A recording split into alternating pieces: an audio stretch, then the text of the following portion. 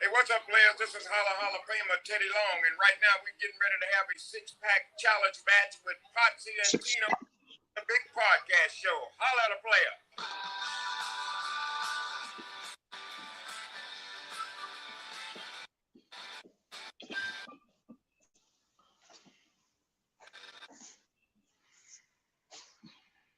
Ladies and gentlemen, boys and girls, children of all ages, the Potsy Pants Network brings you tag team champions of the world, the Potsy and Tino Show.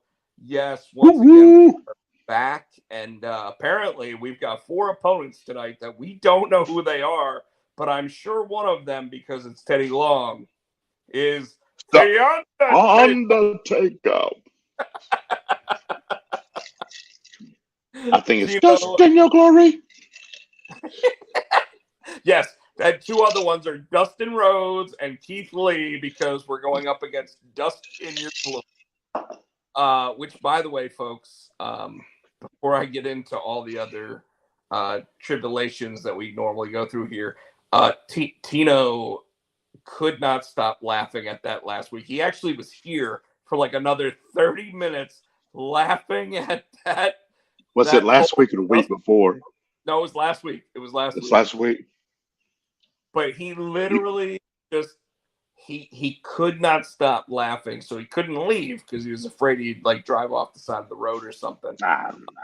We actually went to the, and we'll talk about it more later, but we went to the AEW pay-per-view at South Point Mall at the AMC movie theater, and while we're sitting there, like as the show's getting ready to start and everything, he just looks at me and goes, "Dustin Your Glory!"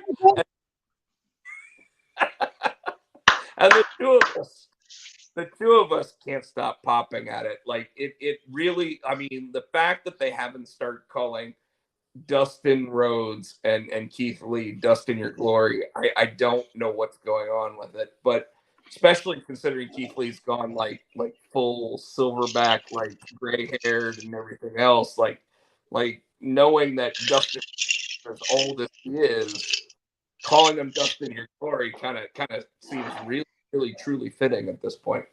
It's one of those things. It's one of those things last week where Rob said it, and I'm like, yeah, shit wasn't funny. And like I try to play it. I'm like, that wasn't funny. But the more I thought about it, it tickled me. You got me on that one. It just festered, and it got inside, and it just made you laugh. Folks, our show, as always, is brought to you by the Potsy Pants Network, and our theme song is brought to you by Adam's House Cats, called the Wrestling Song Bell, for 99 cents.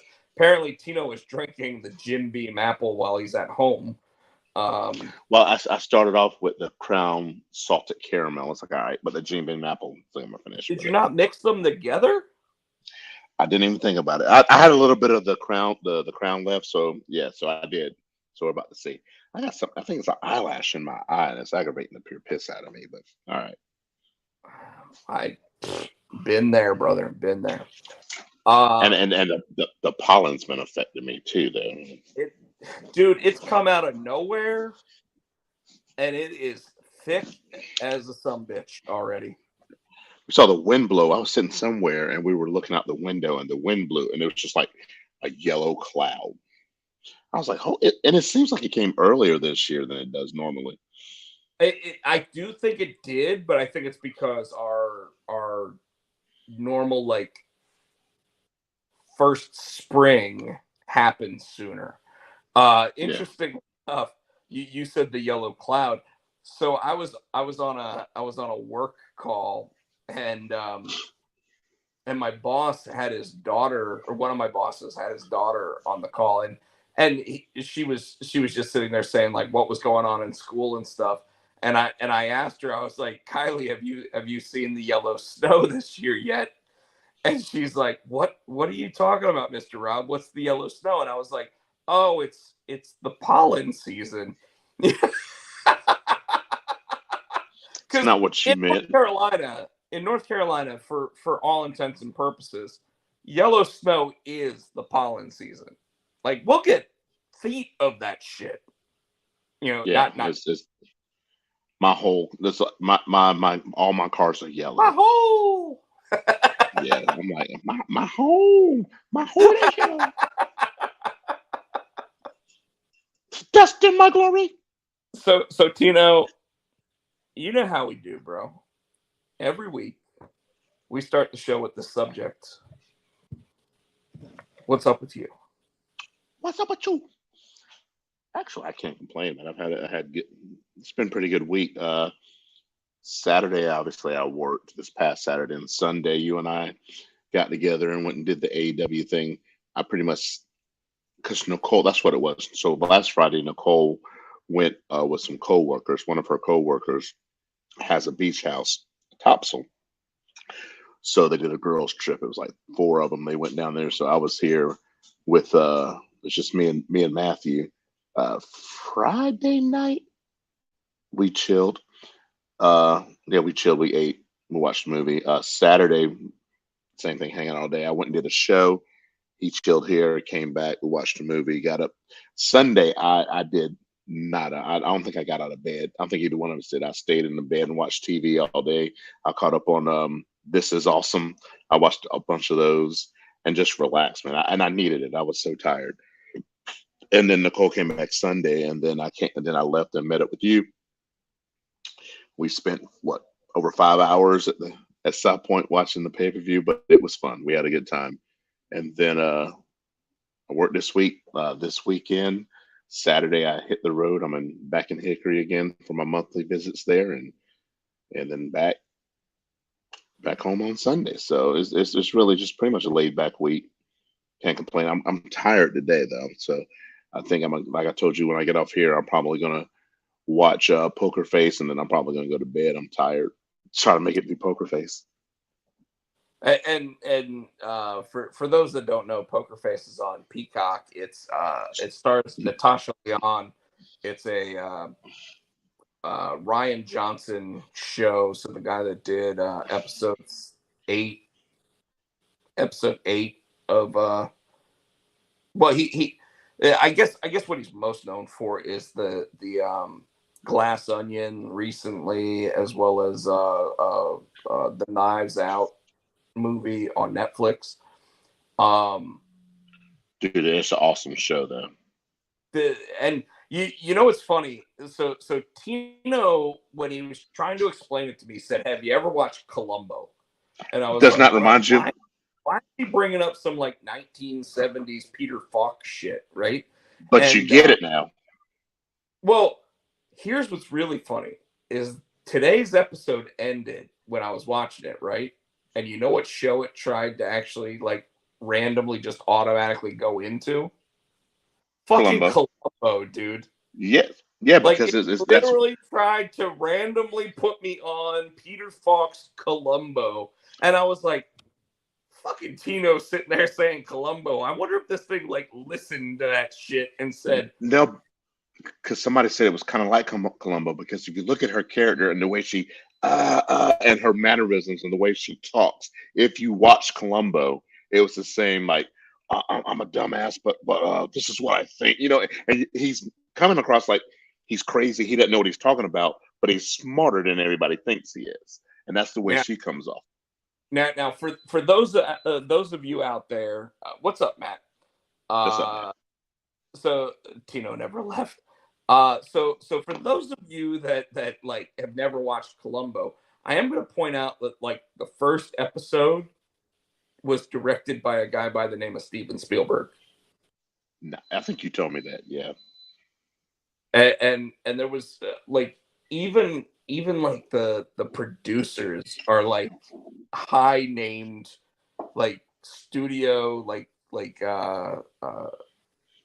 crazy ass producer names and everything. So it's pretty crazy when you think, okay, here's just a random detective show, and you have Steven Spielberg as like the director on your first episode. And I've told you that I've recently gone back and watched like Freddy's Nightmares, which was like a syndicated. Oh, that's old school, yeah. Where'd you find that? Oh, what's that? Where'd you find that? I've been looking for that. Tubi, okay. And Tubi's free, dude. So you can just I'm gonna go back on your Roku and watch it.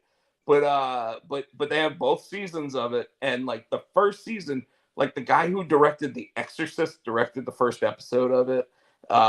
Like and when you start seeing the names of the, and you're like holy shit, like this one guy now is in charge of New Line Cinemas, like, and Yep.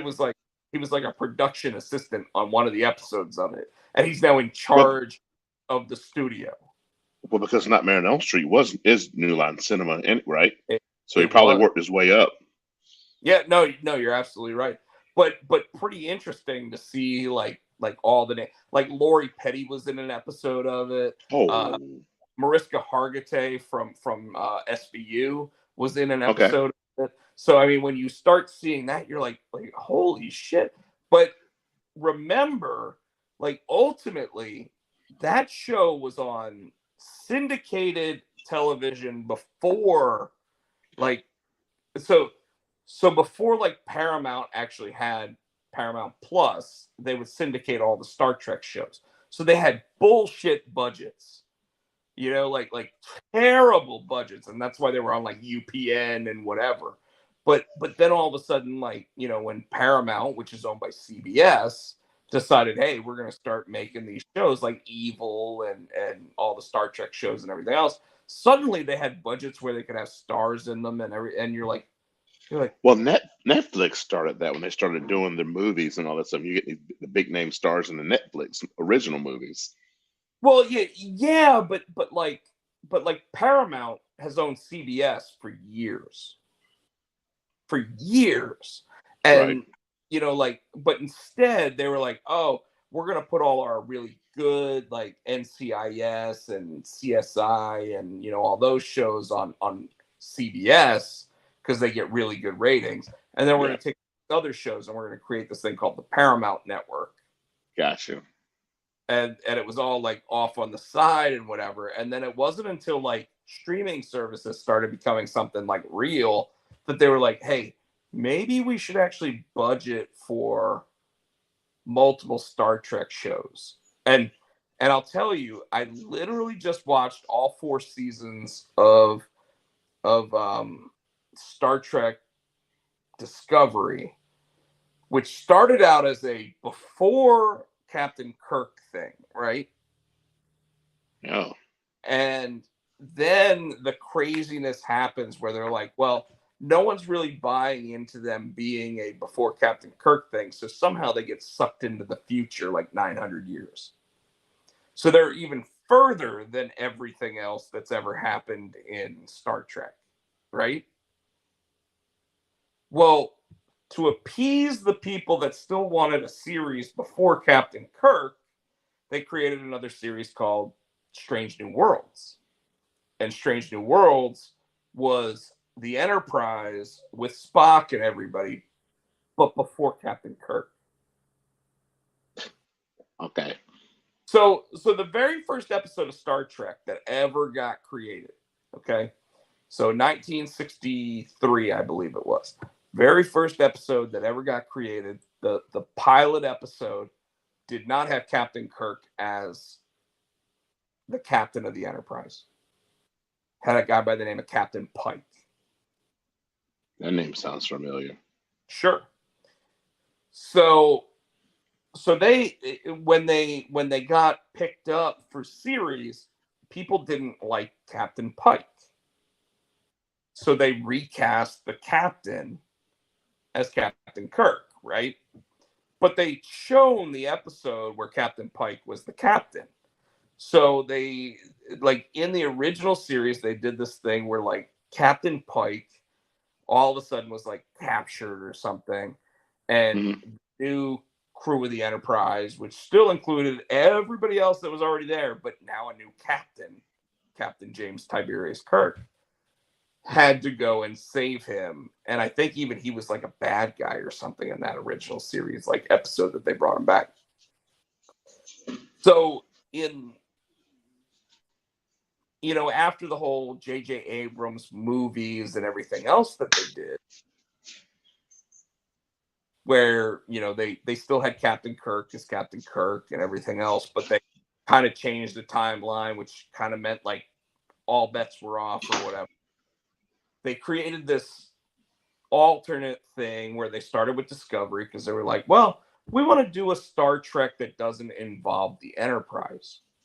So they created a new ship. They created a way that the ship actually travels like light speed and everything else, like warp and all that.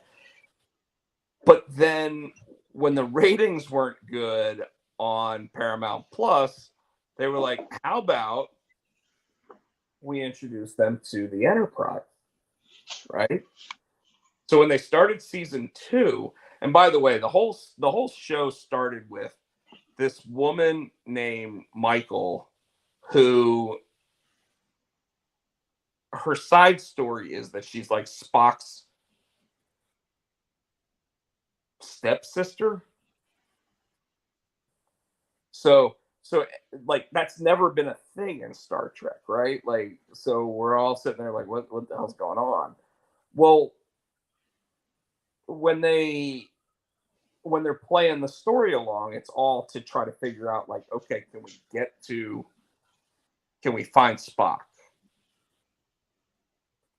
And then all of a sudden, like something happens. The captain, the show gets really kind of like convoluted and crazy, but I don't want to ruin it for everybody, but something happens where the captain is no longer the captain, so they have to bring a new captain into the show, and they're like, well, what we'll do is we'll bring in Captain Pike. The Enterprise will have problems, and we'll bring Captain Pike into Discovery, so he'll run the Discovery for season 2. And they realized they were onto something because they were like, we like this guy.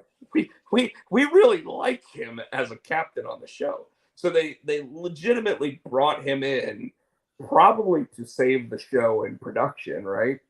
And then all of a sudden everybody's like, well, shit, we like him. You know what we should do? We should totally do a show with him instead of Captain Kirk. And we'll make it the Enterprise. We'll do what everybody knows. And it'll even be like 10 episodes of every episode is its own story.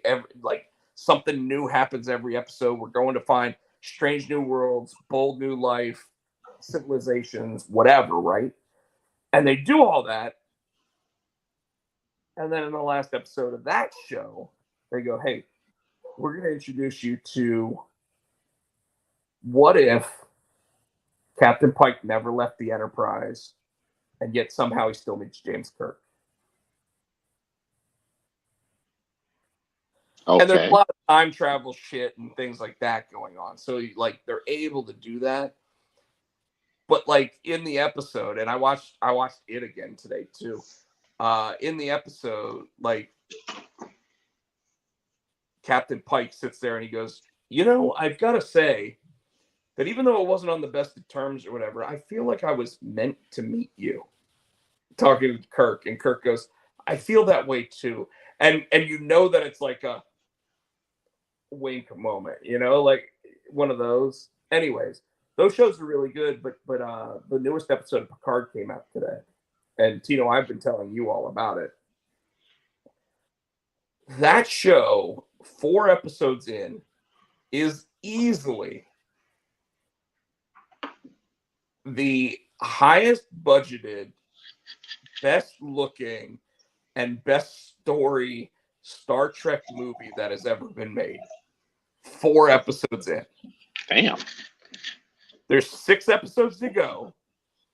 And yet they have done, because they said, hey, this is the final voyage, right? This is Picard's last go. We're bringing back all of the main cast members of the Next Generation because they're all still alive. We're going to bring them all back in. They're all going to have a role to play. And but all 4 episodes so far, even the new characters that they have brought into it, like you would think that they would feel intimidated playing against people that played these characters 30 years ago, right? Right. They don't. Like they bring in a new captain, right? His name is, so the actor's name is Todd Stashwick, who actually played a character on Star Trek Enterprise as a Romulan. So he was in all makeup and everything when he played the last time. This time he played in of Riker's old ship. And today's episode, they do a thing where, like, you finally realize why he's so by the book and why all he does is make sure that his ship stays free and clear of any trouble. And you finally see it today. And you're like, God damn. Like, I just thought he was a dick, but he's an awesome dick. Right? Okay. Like, so when he first meets Picard and Riker, they walk in the door to have dinner with him. He's already eating, right? And they're like, "Oh, are we late?" And he goes, "Oh, no. Your reputation preceded you by so much that I thought I'd get started early." And you're like, "What a dick," right? Like, what a dick. Wow. And yet he sits there and says that, and Picard walks up and he goes, "Well, Captain, I wanted to give this gift," and he gives him a bottle of wine from Chateau Picard, which is on Earth, and he goes, "Oh, well, that looks like a nice wine, but I'm a Malbec guy myself. Captain Riker, you look like you're actually more of a Kentucky bourbon kind of guy, right?" And he's and you're just like, wow, he just dissed Captain, Picard. He like this guy's an admiral, and he's like, "Hey, thanks for the gift, but not really my tastes." And you're like, what? And you're just trying to figure out why this guy feels this way. And like I said, this episode, you finally understand why he feels that way. And he even has a line where he says something like, where he goes, "I'm going to apologize now because at some point being an asshole took the place of just trying to be nice." And at the same time, whatever he said right before that, this is how important, this is how good this show has been. Right before he said that line, he said something that made Picard sit there and stop in his tracks what he was doing and go, nope, don't try to make me look like a hero. I get what he's saying, and he ducks his head and he walks out the door, and you literally just see everybody stare at that captain. Not Picard, but the guy that just said that line, right? And that's when he says the line of, at one point, at some point, you just replace being nice with being an asshole. And Picard does his thing, and he just walks out. He's defeated and everything else. And you're like, wow, because we've never seen that. Like, there were 7 seasons of that show where Picard never looked like he was ever anything less than fully respected. There was 4 movies where he was nothing less than ever fully respected. And in this show, he has now been told, "Hey, Admiral, no, we're not doing what you're saying." Really, yeah, you guys are gonna hate the fact that we're doing all this stuff because we're really a tight-knit ship, and you're not going to be able to find dust when you do your report. And then they're like, "Hey, how about we go check this thing out?" And he goes, "No, because I'm going to do it by the book. No, we're just gonna," and it's amazing. So anyway, I'll get off that now. Tino, when it comes to me, yes, we went to go see the pay-per-view. You got a little mad at me during it because the FTR thing we'll talk about, I'm sure. I agree with you to a degree on all of that. That's why I never tried to dispute anything that you're saying there. At the same time, wrote a little bit more of the book that I'm writing. I'm about I want to say that I'm a little bit over halfway through the second issue now.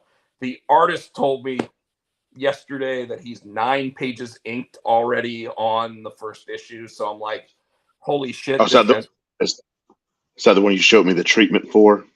Yes. Okay. So he's going to be ahead of me at some point, and that's not Dude, possible because he can't get ahead of me with what I've written. Like you can't. But I gotta tell. Like I said, first of all, I'm. It's cool that I get to see this before anybody else. But what I'm telling, the viewers who will watch this later, we got more people than one. The treatment, what I read last week, that's gonna fucking rock. I cannot wait to see it. It's gonna be awesome. If the little bit that you showed me last week that I read, and just the idea behind it is so. It is very original. B, the more I thought about it driving home, I'm like, damn, that's badass. It's like the more it sunk in and I thought about it, I'm like, that's gonna be badass. So it's gonna rock, man. I can't wait for it to come out. So you know that like every so often I hang out with a guy by the name of Cliff Blazinski, right? That's at the game store. Right? So that's where I met him. But then he owned the game store. That's not who I'm thinking about? No, Raleigh Beer Garden. Okay, he owns Raleigh Beer Garden. Okay, cool. So he goes out and sings karaoke. I go out and sing karaoke with him every so often. That's the one that wrote the book that you have. What's that?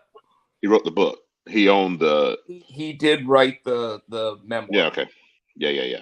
Okay. So he I messaged him about the idea, right? And I kind of gave him like, it does this, it does this, it does this, and he goes, Rob, you realize that that's a lot to unpack in like 3 text messages, right?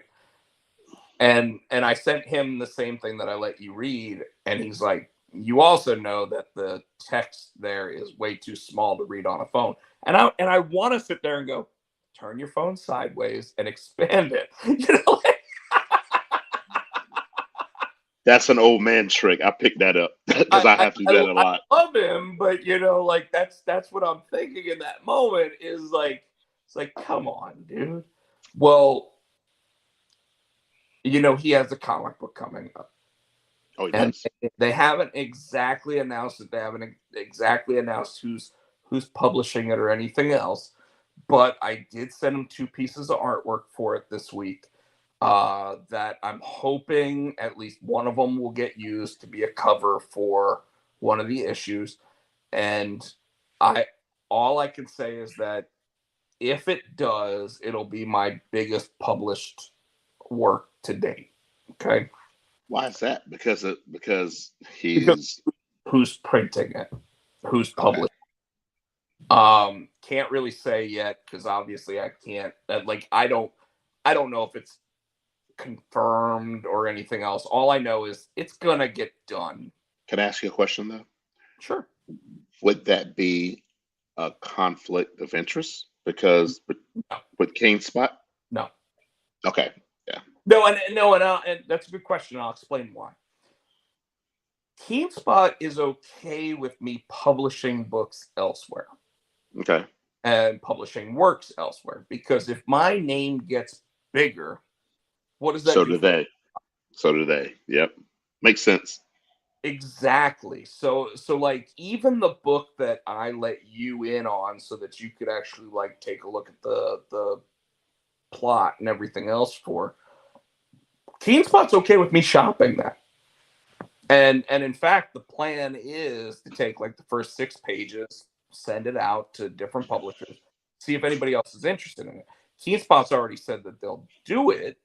And I mean, like, why wouldn't they? I'm the associate editor of it, and Michael, who's the artist on it, is already doing multiple projects with Keen Spot. So why would we not at least do it with Keen Spot? But you know, when I messaged Michael and let him know that Teen Spot's okay with us shopping it, he was like, oh, well, okay then, like let's get some pages actually like completed and whatever, some covers done, so that way we can send it over to these other publishers and see if any of them want it. And the idea and the story, I don't know why everybody's not going to want to publish it.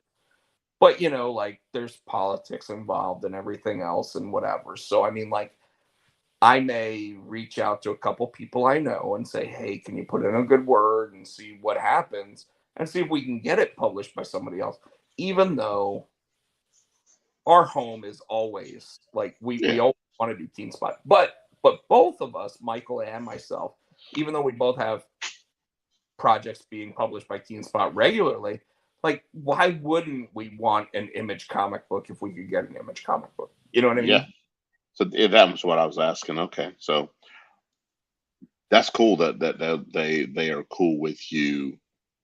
And I've already mentioned it specifically to Teen Spot, and he was even like, hey, more power to you if you do. And I even said to him, I was like, dude, if they picked it up, the first thing that I would do is say, hey, can we control advertising and everything else so that we can still advertise different Teen Spot books in that book, right?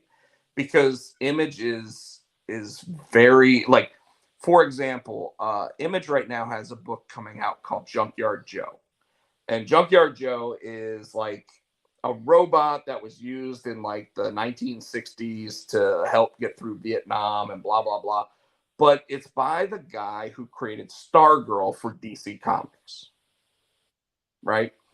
So the advertisements for the comic book have been for like Stargirl from DC Comics, but not just the comic book version, but the TV show.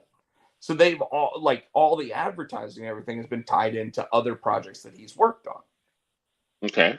So if they were to pick up my book or anything else, like, I don't think that they would have I don't know, because I don't know anybody specifically over there, but I wouldn't think that they would have a problem with me advertising other books that I've worked on, like Junior High Horrors or with Michael Kung Fu Legume, like that kind of stuff. So I think we'd still be able to do that, and then there'd be advertisements for other Image comics elsewhere. Cool. Yes. So that's why we're okay with it. And we're trying to do that kind of thing. But I will say that I'm at like issue 2, like page 13 on the plot line and the scripting of the book. So I'm excited, but I'm at one of those spots where I'm like, man, I really want to like have that energy come back where I'm like, okay, this is how I do this and get it through that, so that way I can hit that final issue of like all the excitement and everything else that's coming, because I know what's coming in issue 3, and it's the big battle and everything else, and then the Pixar moment of how does everybody come out of this looking better, like, so it's and the heartstrings being pulled and all that. So I know exactly how it ends and everything else, and I'm just like at that moment where I'm like, ugh, like I'm at that lull, and every book has that lull, and you still have to figure out a way to like make that lull exciting, and I got and I think I know how I'm gonna do it. I just haven't had like the right mindset to sit there and just write it so that way I know it's good. You know what I mean? Yes. So that's where I'm at the moment. But that that and going to the pay-per-view and everything else, that's really all that's gone on for me. Next Saturday, the 18th. That is the 18th, right? Because 316 day is next Thursday. The next Saturday is the 18th. Yes. Yeah. So 316 day is next Thursday. Tino, are we doing our show live from Ruckus next week outside?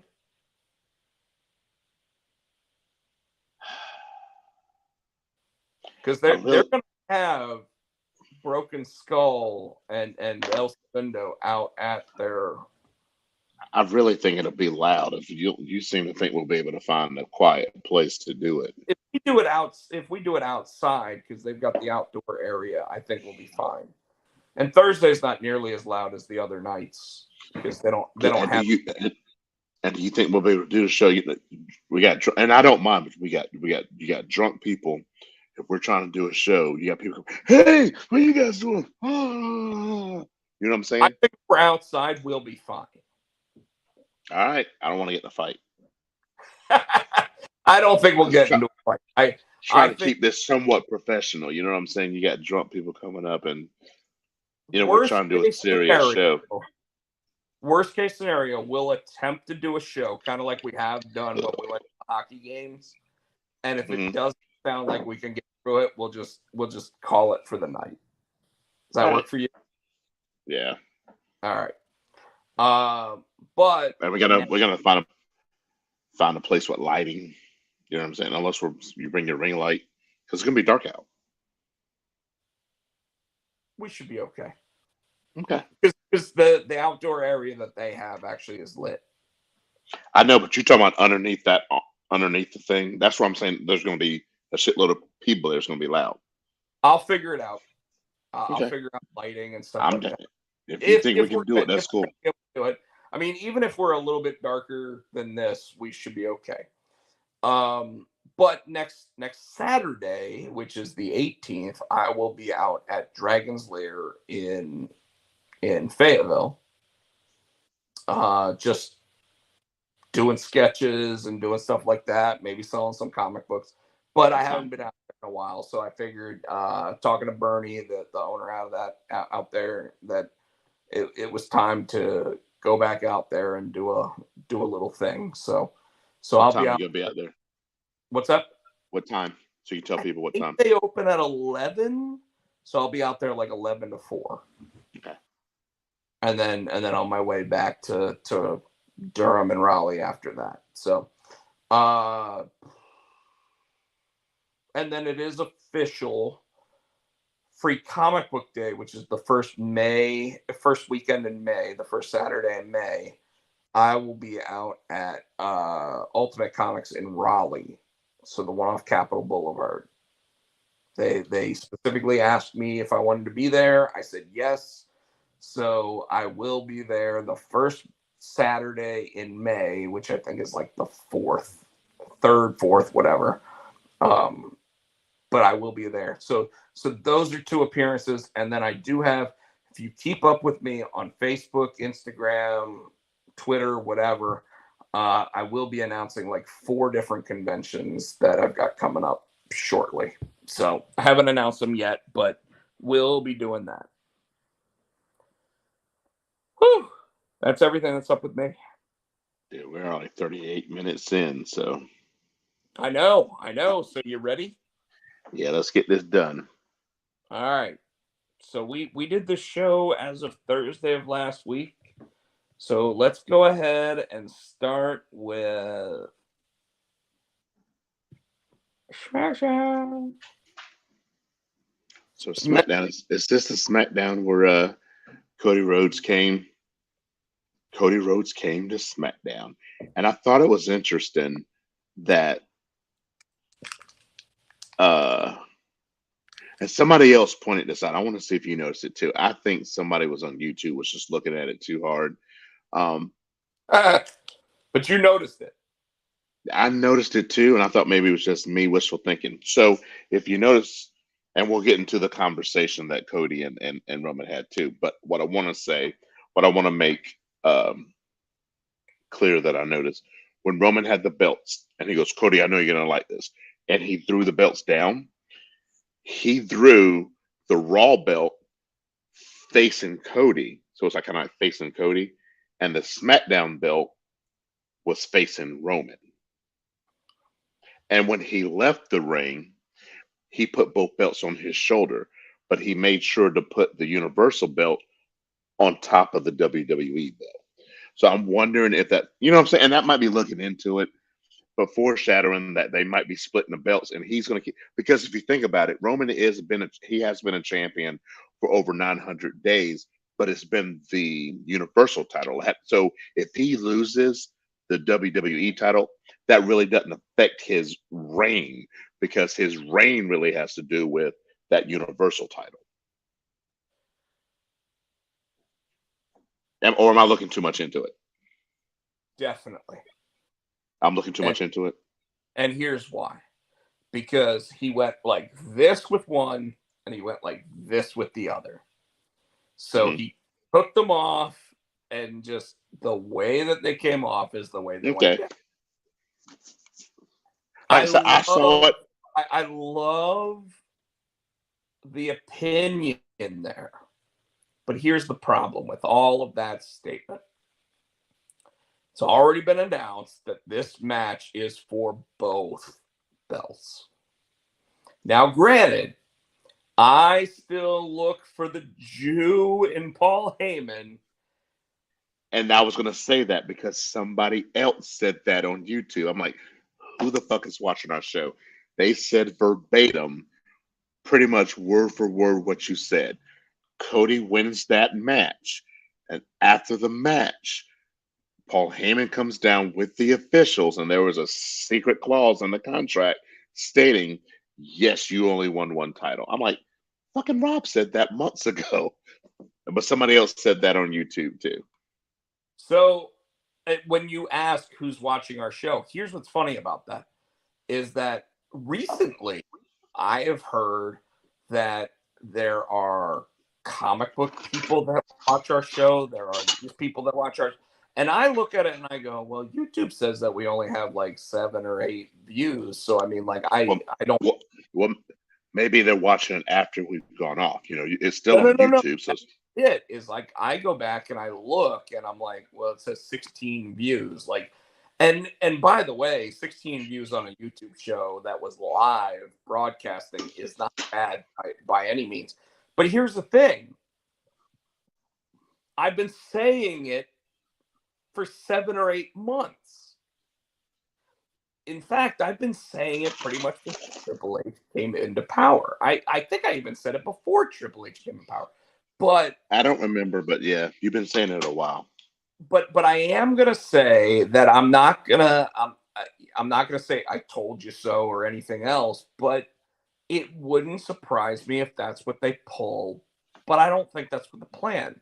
I think the plan is that Cody's gonna win both belts and say, "Hey, it's not fair of me to sit there and try to say that I'm going to defend both of these belts when there are so many other deserving people." And that's when he's going to let one of the belts go. Or they're just he unifies them. Or they're just going to start defending one title per pay-per-view again or whatever until someone finally beats him. What if he unifies it? Then that way he can be on both shows. You see what I'm saying? If they unify it, do you think they can do that? But I mean, he is like, if he is the undisputed Universal Heavyweight Champion, he will be on both shows because that's what Roman. Yeah, that's what Roman's doing now. I'm thinking making 2 belts into 1 belt. I guess is what I'm thinking.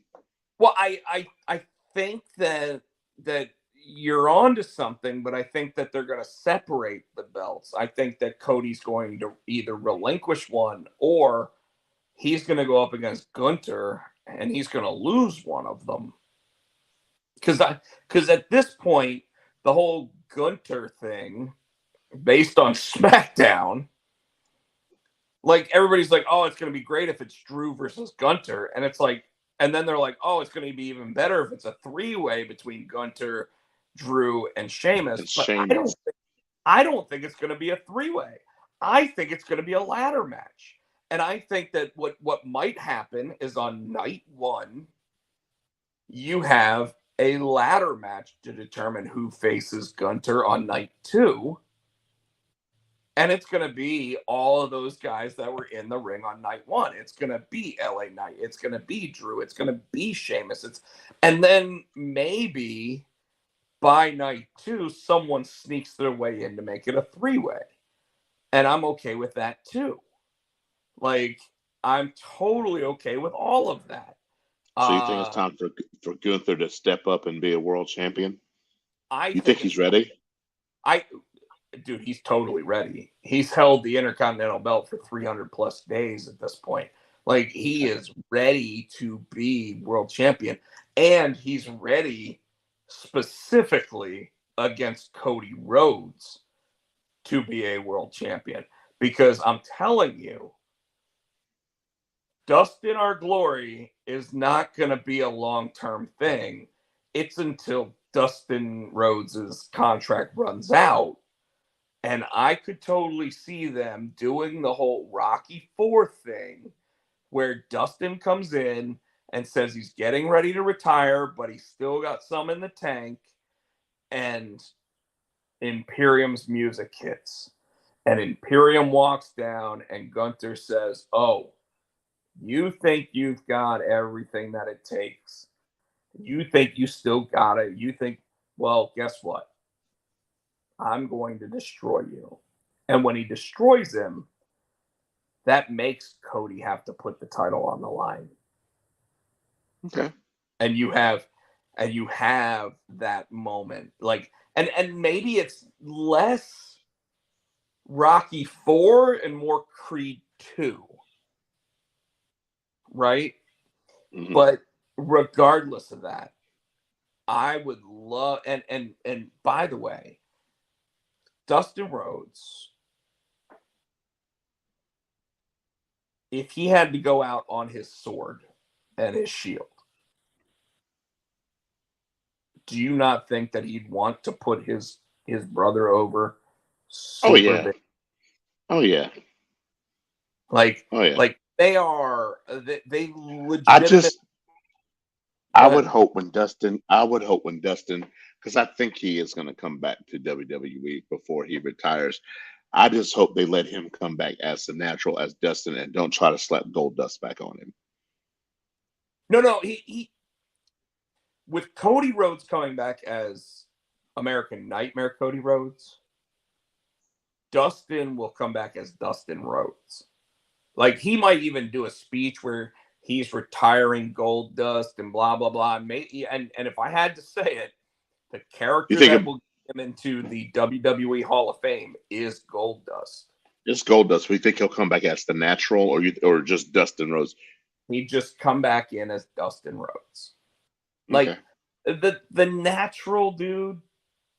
That's what he is in AEW too. I'm just saying, because Cody took the American Nightmare moniker with him. I'm wondering if they'll let Dustin come in with, because that's what Dustin started off as, the natural. When he was at WCW, NWA, he was the natural Dustin Rhodes.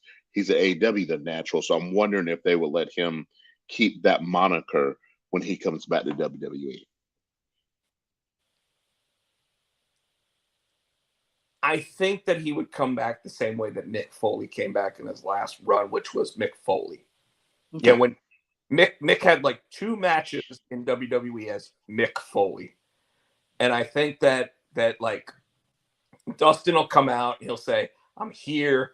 I'm here to retire," and everything else. And then Imperium's music hits. So there won't be let's go ahead and call him the like you could get Corey Graves, Cole, and whomever to sit there and say he's been known as Gold Dust, he's been known as the natural, he's been known as this character, like whatever, but he'd just be Dustin Rhodes at that point. You know, the son of a plumber, the one that was looked at as the next big character from WWE, from whoever it was, WCW, WWE, whatever. But have it like it sells itself if he comes out and he's giving his retirement speech, and all of a sudden Vinci, fucking who's the other one? Yeah, I know. I can't think of his name. It's Giovanni Vinci, right? Yeah. But the skinny one. Yeah. He's the ring general. Ludwig. Not Borga. No. Borga. No, but what's his fucking last name? I can't think of his name. I know you're talking about. and then Gunter comes out and just pounds him on the back, knocks him down, and then I could even see him putting him in like the camel clutch. Ludwig Kaiser. I knew it was Ludwig. And Giovanni Vinci used to be known as Fabian Eichner, but now they kept him with that as Vinci for some reason. They moved them all up to the main roster and made it so that WWE owns all the names. Yeah, that's why they did it. Like Triple H hasn't gone back from most of that. Like, because if you notice, even like LA Knight is still owned by WWE. Yeah, I wish he would. I wish they would. Don't even. No, not gonna happen. You know who I want. Eli Drake. You can't have a you can't have a pay-per-view in LA with Eli Drake. You can have one with LA Knight though. It just reminds me of British Knights, like the old tennis shoes. Dude, every time I hear that, the LA Knights tennis shoes.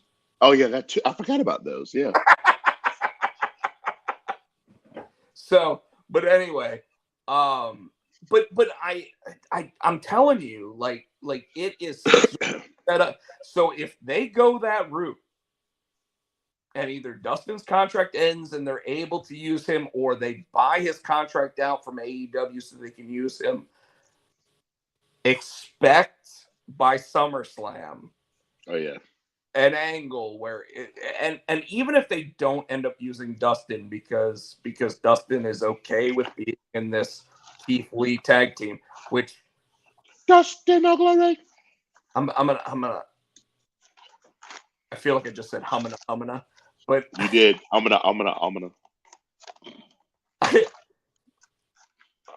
Even if he doesn't leave AEW, you still have the perfect Rocky Force setup between Cody and him. Okay. All right, so they get to their promo, and Roman is going more in depth than pretty much the same thing Paul Heyman said. He goes, "Yeah, me and Dusty talked, but you know what? He never talked about you." My favorite line was specifically. He said, "You know what he used to say about you? Nothing. Favorite line. Never talked about you. Never said anything." And I think that's important based on what you were trying to say there. Sorry, but it's important that you get the context of it correctly because he also sat there and he said, "I don't want to disrespect him, but let me go ahead and try to say this like he would." And he's like, "Baby, you are it. You have it. You are it. You can't take it away from you. It is just there. You have it, baby." He's still the best impersonation is Bruce Pritchard, but I digress. But he also said about a good impression. It was about sure that Cody understood that those words sounded like they came from Dream. Yeah, but he also said, and I'm paraphrasing, he's like, I've learned from two. I learned from my father and your father. He said, but don't worry, what your father didn't teach you, I will. I was like, oh. So I'm going to ask you. That was cold. Oh, it was cold busted. I'm going to ask you specifically. Who won that exchange? I hate to admit it, but Roman got him. Because he told me, he goes, I know you're gonna hate this. He threw the belts down and looked at him and goes, "What do you want to talk about?" I'm like, no, he didn't. Yeah, he used Cody's line, which was great because Cody laughed at that one. But here's the thing. So, but it wasn't just Cody did come back with a fire promo, but Roman ruled that segment. Roman, after asking about the belts, then sat there and said, "Have you even actually fought for either of these?"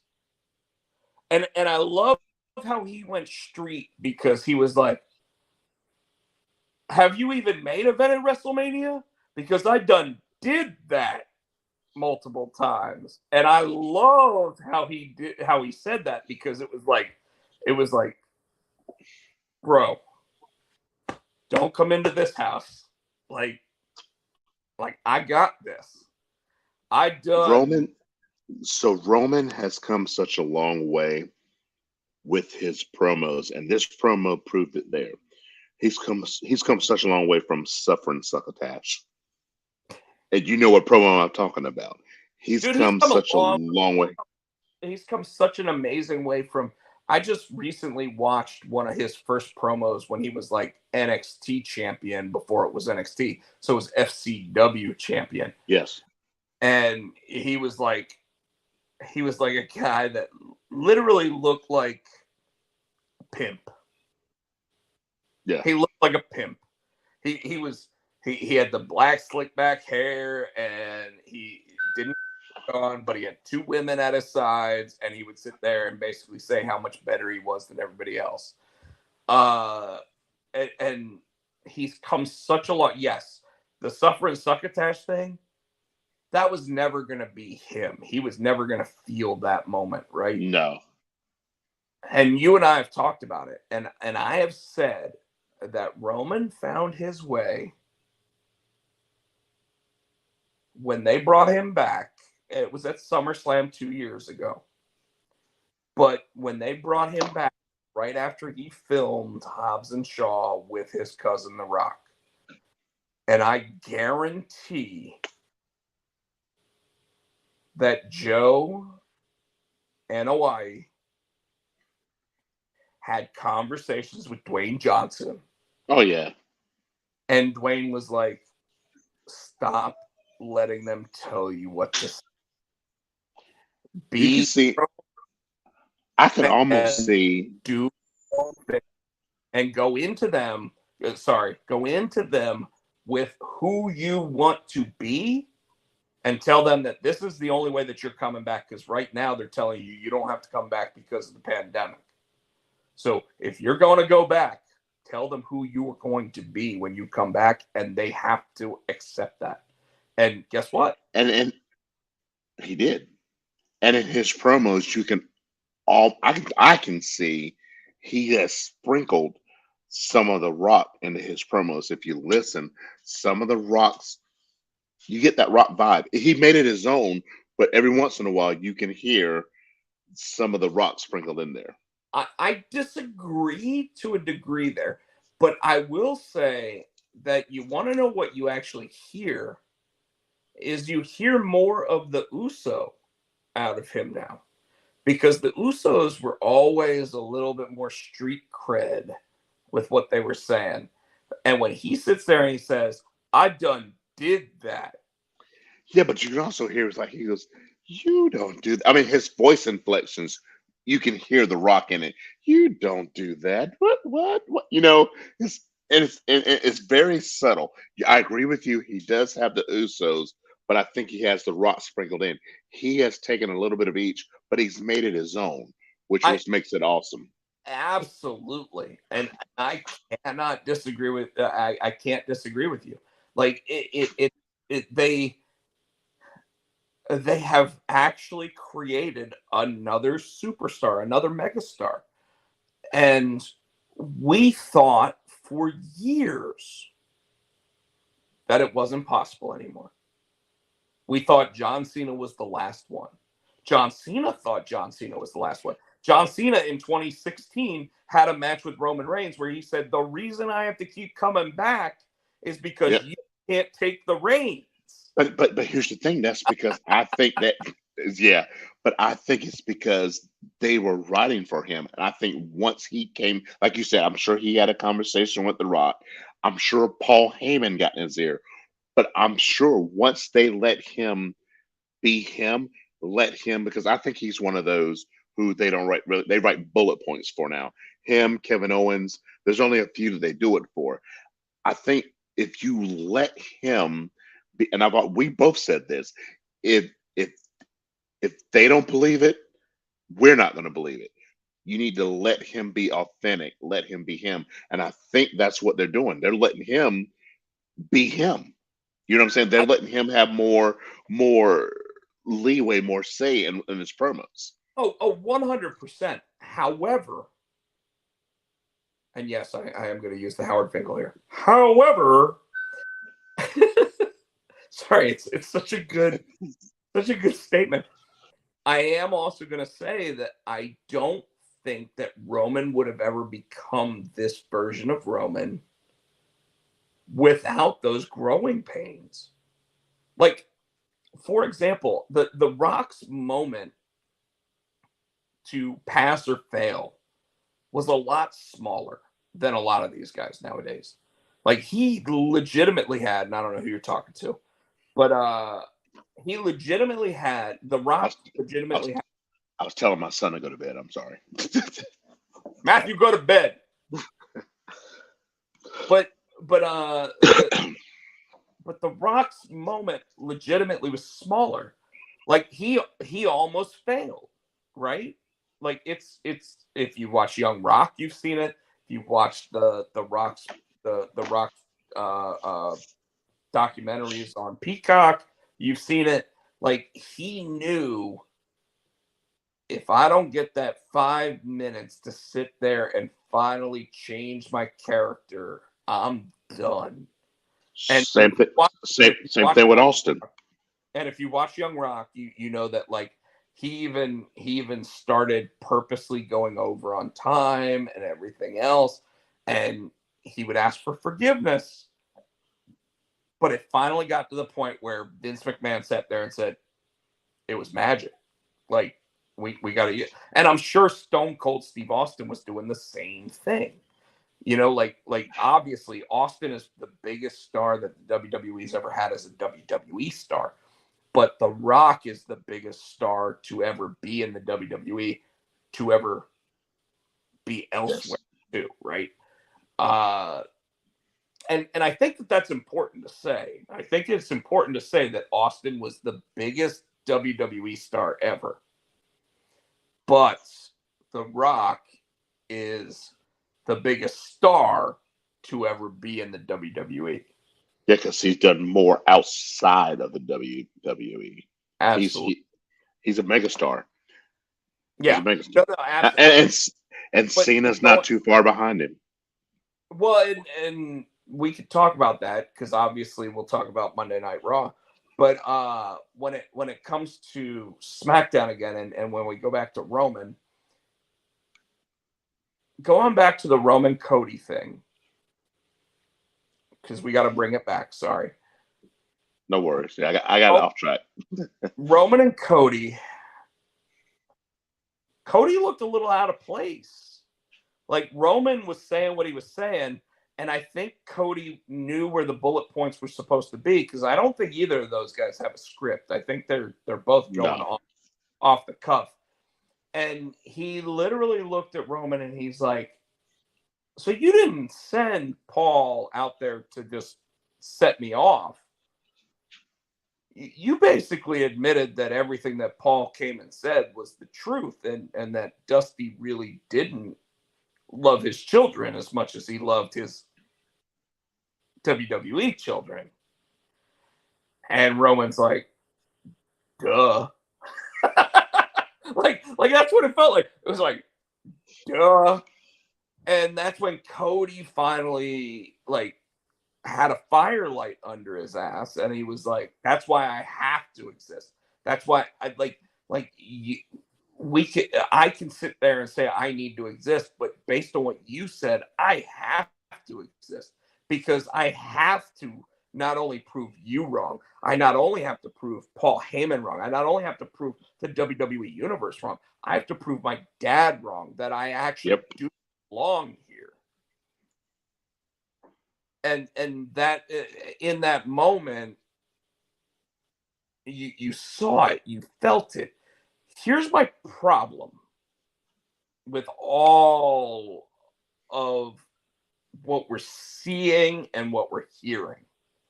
What we're hearing is Cody is the guy that has to come up from underneath, that came from nothing to be something, right? That's what we're hearing.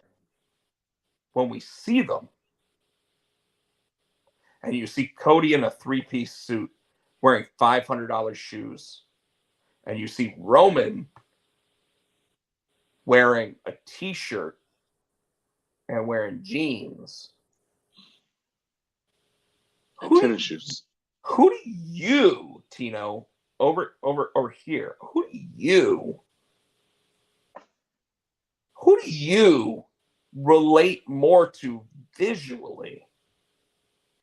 Well, you know me. I'm a jeans, t-shirt, and ball cap guy. You know that.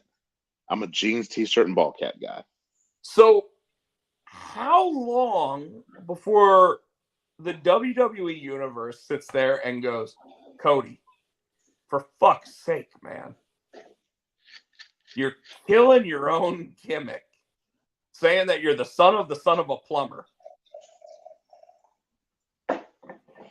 How long before you kill your own gimmick by wearing those $3,000 suit? Like you're legitimately trying to be Ric Flair, walking down to the ring trying to say that you are Dusty Rhodes. You can't do both.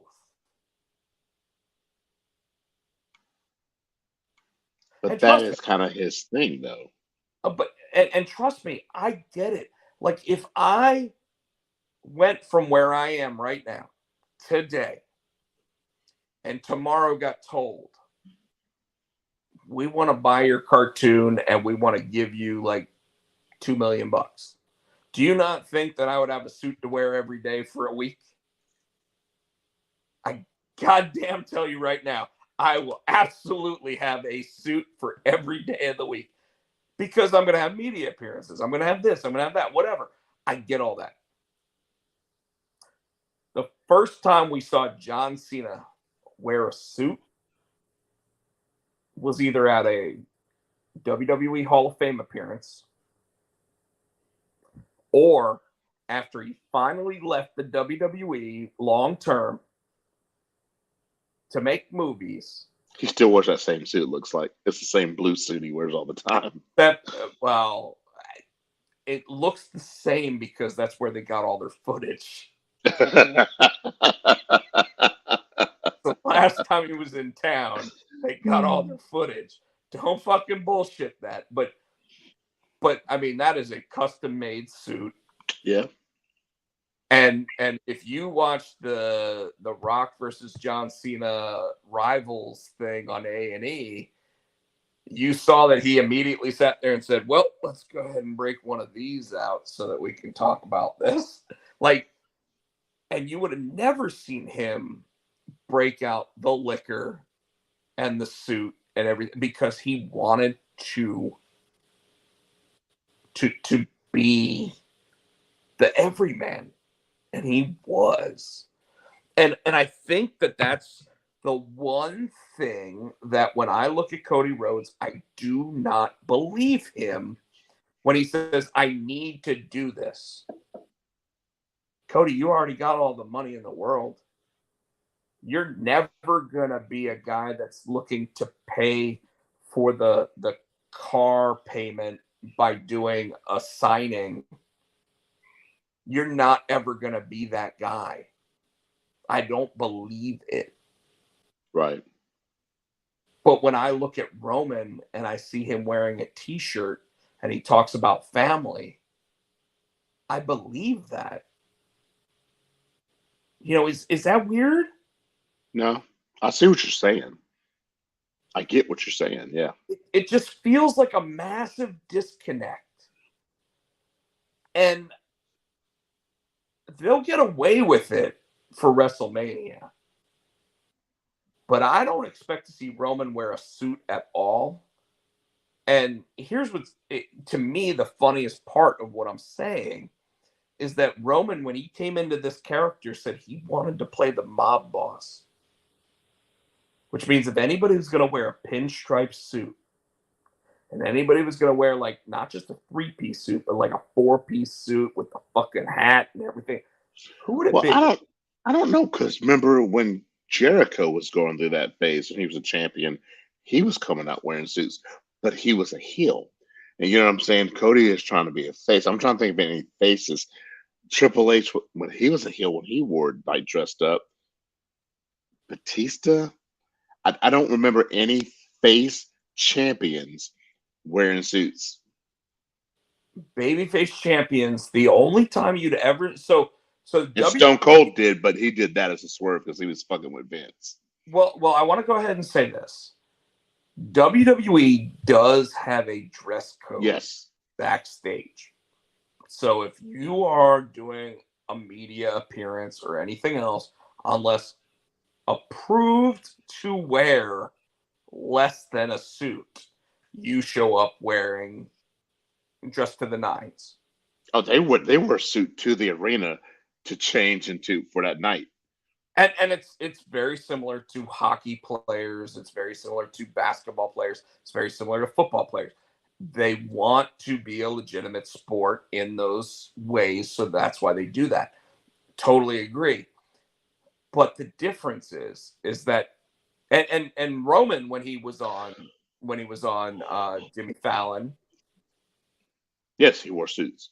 He wore a full, 3-piece suit, I mean, it was a tailored suit that was perfectly fit to him and probably cost $12,000. Oh, yeah. At least. Probably a 12, maybe more. I don't know what suits cost at this point.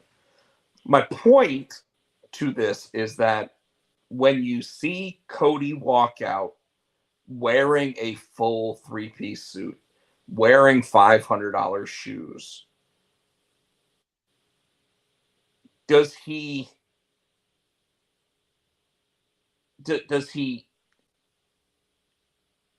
feel like the everyman? Does he fit in like that 6-year-old in the front row that wants to believe in somebody? Do they believe him, or do they believe Sami Zayn, who literally looks like he's wearing a hoodie, a t-shirt, and like sweatpants?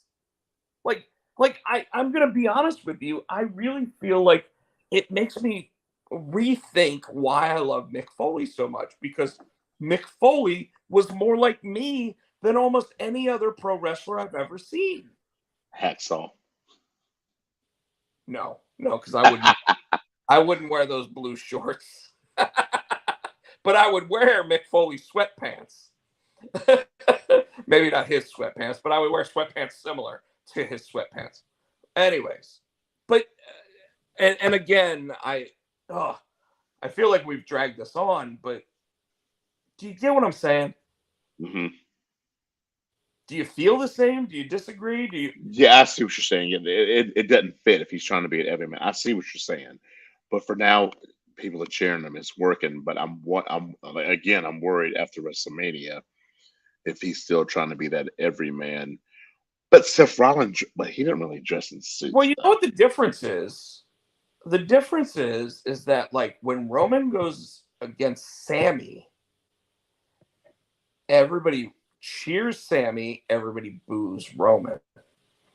When Cody went against Roman, people cheered Roman and stuck the one in the air, and they cheered Cody. So I don't know if they actually thought, hey, who are we really cheering for here? Which was a big difference. Yeah. And I asked you last week, I said, are they shoving Cody down our throats? I don't think they are like they were Roman. Agreed. But this week on Monday Night Raw, and I'm going to go ahead and switch it to that real quick. Okay. On Monday Night Raw,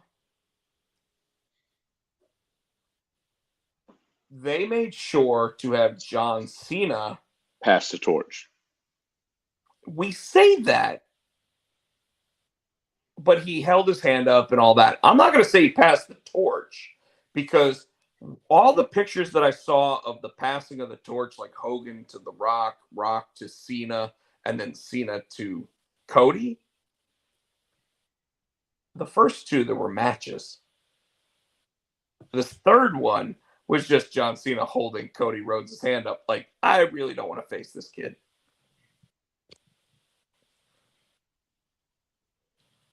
Match is relatable, and I agree with that. And he said Mick was an everyman. I agree with that. Absolutely.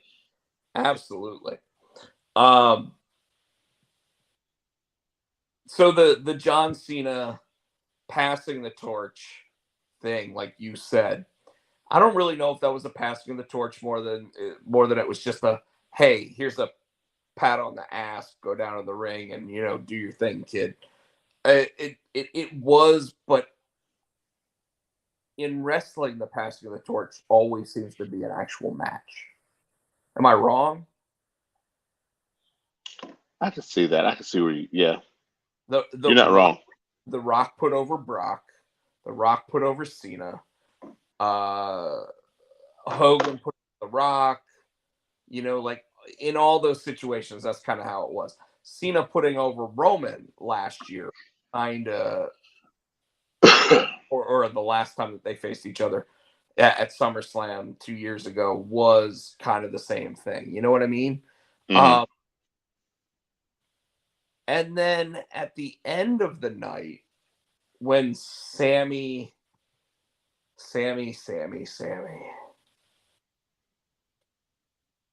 they finally got there, Tino. Jey Uso. That got me. Did it break your heart? Break your heart? Yeah, because they swerved me. I did not see that coming, and I should have, but I didn't. So let's go ahead and break it down. The beginning of the night, Kevin Owens, Solo Sikoa. Kevin wins via DQ.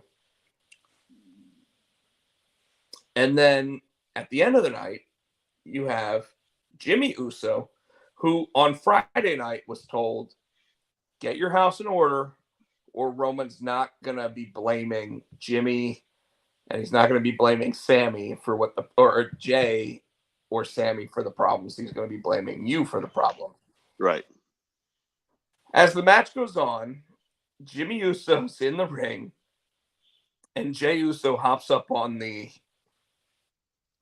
announcer's table.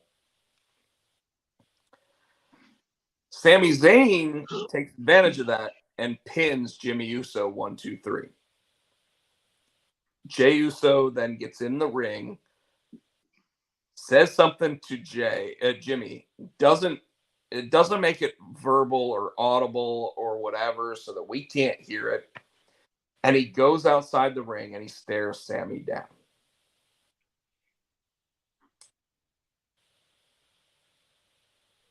And him and Sammy say something back and forth to each other. Again, not really audible, so you don't really know what's being said. And they embrace. And when they embrace, Tino. No, Jimmy, you could hear Jimmy say, I'm with you. I choose you.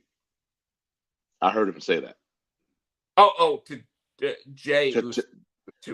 Jay said that to Sammy, yes. And they embrace. Yeah. And when they do, that place erupted. Fucking. The roof blew off. Like, it was the biggest pop I think I had heard on a Monday Night Raw. Was it a Road Warrior pop? I got a different one. Stone Cold pop. Loudest pop I'd ever heard since The Rock came back to host WrestleMania. Okay. So one of the 5 biggest pops of all time. And I mean, when they hugged, it was like, holy shit, right? And then him and Sammy both put the one finger in the air, and Sammy sat there and said to Jimmy Uso, it's not too late. Still time Yes. for you to join us. And Jey Uso kept doing, and you know, when you look back and you watch it, he looks like he's waiting for the exact moment. Like when all of a sudden you can hear a pin drop in that fucking place. And Sammy takes one on the chin from that super kick. And he just, I mean, like, it is. He drops. The greatest super kick of all time. And this is better than the barbershop. I'm sorry. It was better than the barbershop. And all you can think is, holy shit. And Jey Uso says, this shit's about family. So you thought I chose you? And you heard him say it. He says, this shit's about family. And it's over. And now, like, Jey Uso is like, did you think I was choose you? I'm not choosing you. I'm choosing family. And they showed Jimmy Uso, and Jimmy Uso's just got this huge shit-eating grin on his face. Like, yeah, dog. Yeah, we finally because Roman told him, you know, you need to have Jay back in the fold pretty much by Friday, or else. Now I want to ask you something. I'm sure you've read I'm sure you've read the rumors. Solo Sikoa being protected. Did you hear why? No, I've heard the rumor that it's being protected, but I didn't know why. So Dave Meltzer came out this week and said that the reason why Solo Sikoa is being protected is so that he can go against Roman Reigns. No, really? What? Not saying soon, but yeah. What? Okay. Yep. So all right. So we talked about all that. I did want to say one thing before we were talking about the Cody and John Cena thing, and everybody's like, well, what did Cena say when he whispered to Cody?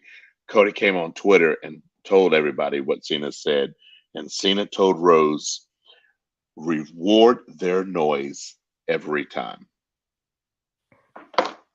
And that's the advice that he gave to Cody Rhodes. Reward their noise every time. So explain it. I go back to thinking to whether they cheer, whether they boo, you give them 100%. Just like Cena does. They cheer him, they boo him, it doesn't matter. He does what the fuck he needs to do to get that reaction. Because Cena's always said, they pay their money so they can cheer, they can boo. As long as they're reacting, you're doing something. Yeah, and specifically think about that like this. Cena went his entire career basically having mixed reactions until what, 3 years ago? Mm-hmm. Where all of a sudden everybody's like, shit, we don't get to see him all that often, so now we have to cheer him every time. Same thing with Kurt, the you suck. Now they just do it out of respect. They do it, just you suck, I'd have to look back to see exactly how long the "you suck" chants were going on, because I think it started with Edge when Kurt was still heel. I agree. Matt says the passing of the franchise face, absolutely. The drama drama over family, over chosen family. And that's kind of what I was talking about, like, although I look at it, there's two ways to look at what Matt just said there, which is when you look at it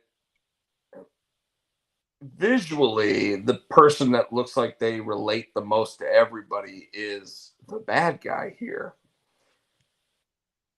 So that's kind of where it's interesting with what Matt just said, because, like, obviously Cody is the son of a plumber. Yes. And even being the grandson of the plumber, his dad was damn near homeless for a good portion of their life. And I'm not saying he was homeless, but he was that close to homeless, right? Going back to what you were talking about, like Cena and everything, it's Cena really got himself to, like I said, now he's to the point where, like, okay, we finally accept him as an actor. And because we accept him as an actor, like, he's never going to get booed again unless he wants to be booed as a wrestler. Kind of like Batista. Yeah. When Batista came back for his last run against Triple H, Batista was the heel.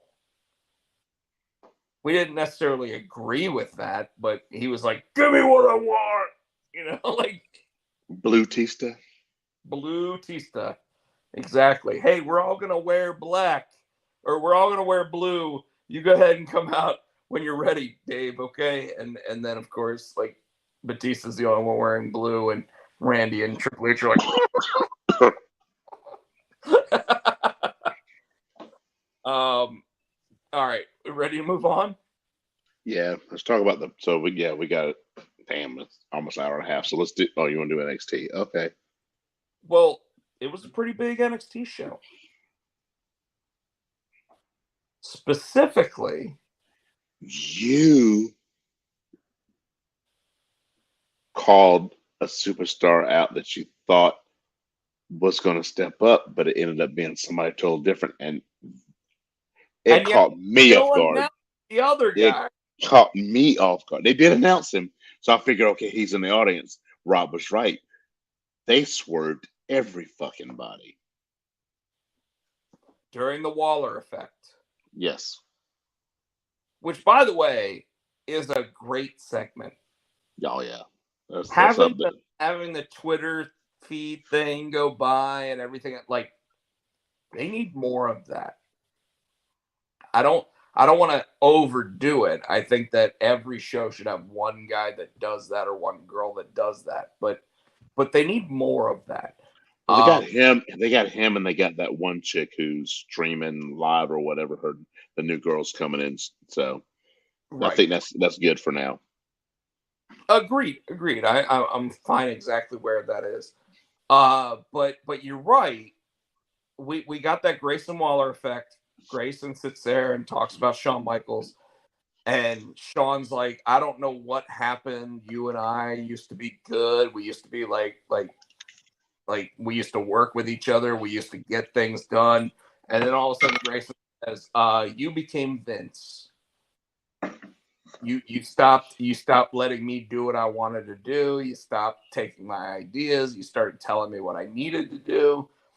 And Michaels was like, well, I don't feel that was the case. And they kept going, and Waller basically broke it down as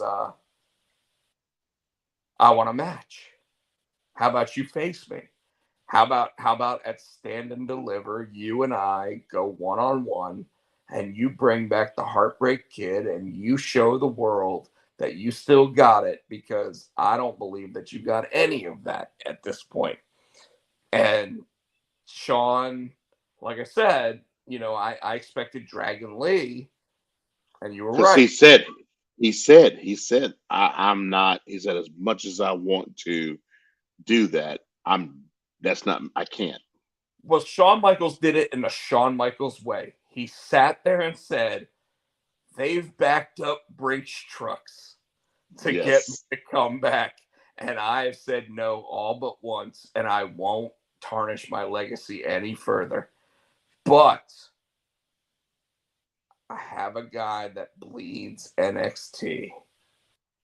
And that threw me off. I'm like, so it's not going to be Dragon Lee. Once he said that, so I'm like, so I'm racking my brain.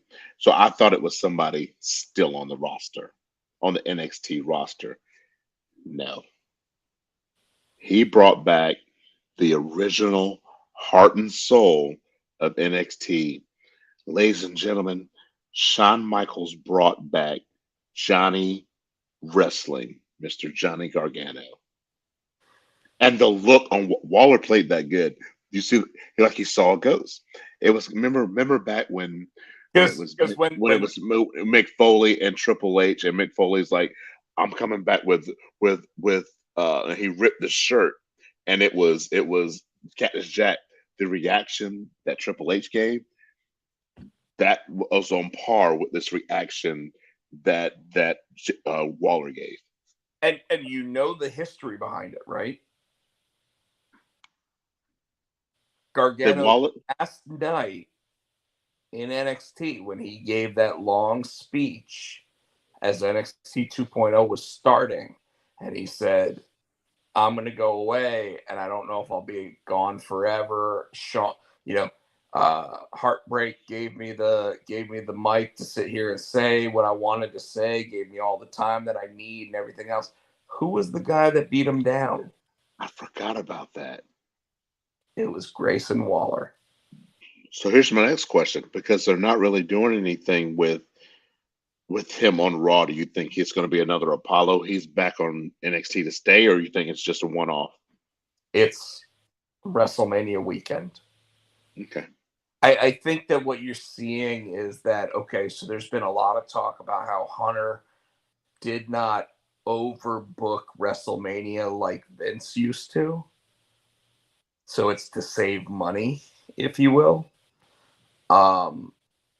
This is a way to get another guy that Hunter really likes a payday on WrestleMania weekend. Okay.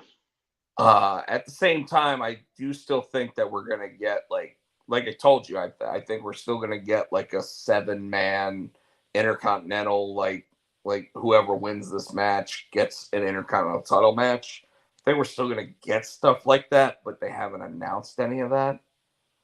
So it's interesting because this week they announced quite a few matches for Mania. They announced the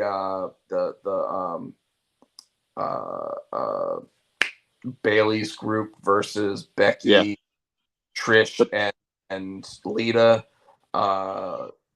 They've officially announced that it's going to be Finn Balor versus Edge. They still haven't announced that it's going to be Ray versus Dominic, but I think that one's coming. You know what they haven't announced? Any motherfucking Hall of Fame. Yeah, you noticed that I put that on Twitter, right? I called WWE and WWE Hall of Fame's Twitter pages out on the fact that we're 3 weeks out from WrestleMania and they have not announced a single person for the Hall of Fame. Now there's rumors that Dave Bautista is going to be the headliner, so he's going to be the main event of the Hall of Fame. But who else have we got? You're right. We got 3 fucking weeks and they have not said jack. So I've heard Jazz. I've heard what's his face that the Japanese wrestler that passed away this past year. Inoki. Antonio Inoki, yeah. Although I think he was in there already. What about is Tajiri in? Well, no. Probably Muda. I think because Muda just retired. Muda would be a good one. The weird thing is that the event is supposed to take place the night before night 1 of WrestleMania. So it's supposed to be right Hall of Fame and SmackDown on the same ticket. Right. So I don't know, dude. Like it's weird that they're not doing it. Now next year in Philadelphia, I think you go ECW heavy. Like, I could totally see Tommy Dreamer finally making it into the Hall of Fame. I could see, Rob Van Dam already did, but I could see. Since they're in LA, can you see maybe The Rock going in this year, or you don't think he's ready to go in yet? Dude, if they were gonna put The Rock into the Hall of Fame, They'd have announced it already long ago. Yeah, I'm just trying to think because Barrett said Foley was contacted, so I was like, The Rock, maybe Terry Funk. Well, I mean, Foley's already in the Hall of Fame. No, he was contacted to induct somebody, so I think maybe he would induct like The Rock. He might Terry induct already in there. Who would they have Mick Foley induct? China. Not well. China went in with DX. But not on. Edge because China went in with DX, but now after the Hall of the biography, I could see them putting China in by herself. She was the 9th wonder of the world. She deserves to be there by herself. Yeah. I don't know who they would have Foley induct. Hell, Foley could induct Foley. He's already in. Well, he's in for one of his characters, but he's not in for like all 4 of his characters. Shut up. No, All right. Well, it's an hour and a half in. We still hadn't even touched the pay-per-view, so let's. And we need to. So let's get it done because it's 10:00 and I'm winding down. Well, and still do have to talk about like what happened on Dynamite last night. Wait. And one more thing about NXT, we did have. Sorry, and real quick, we had the women's champion go down. Roxanne Perez, after she won her match, collapsed. We had Booker T run into the ring to make it more realistic. They're saying that she's concussed, so that's something big that happened. I was surprised. Gigi Dolan, which she. So if you notice when they did the Gigi Dolan match and the JC Jane match, Dolan, when it came out from commercial, was already in the ring, and JC Jane came out to a full entrance, which led me to believe, usually when that happens, that if you're in the ring during a commercial break, you're going to lose. But Dolan whooped that ass, so I was happy to see that. I don't know how those two things tie together. Sorry, I'm trying to meld the NXT thing together before we go. The points I want to make. I was totally blown away by the fact that like after Roxanne Perez won her match against Satomura or whatever her name is, Sakamura. She collapsed, and I didn't see the collapsing initially, so I was like, "What the fuck?" Why are they taking her out on a stretcher? And all I could see was they kept showing Sakamura in the corner like this, and I was like, "Oh God, she hurt her, right?" And it doesn't look like that's the case. It looks like Roxanne Perez is doing a gimmick. That's storyline, yeah. Yeah, totally storyline. And it's more or less to basically show how far she'll go. Yes. To maintain her championship. And they're saying right now that at Stand and Deliver, when she faces Tiffany Stratton, that she's going to come back and fight this match, not necessarily 100% cleared to fight the match. So that way, trying to get. That way, if she loses, it still makes her strong in defeat.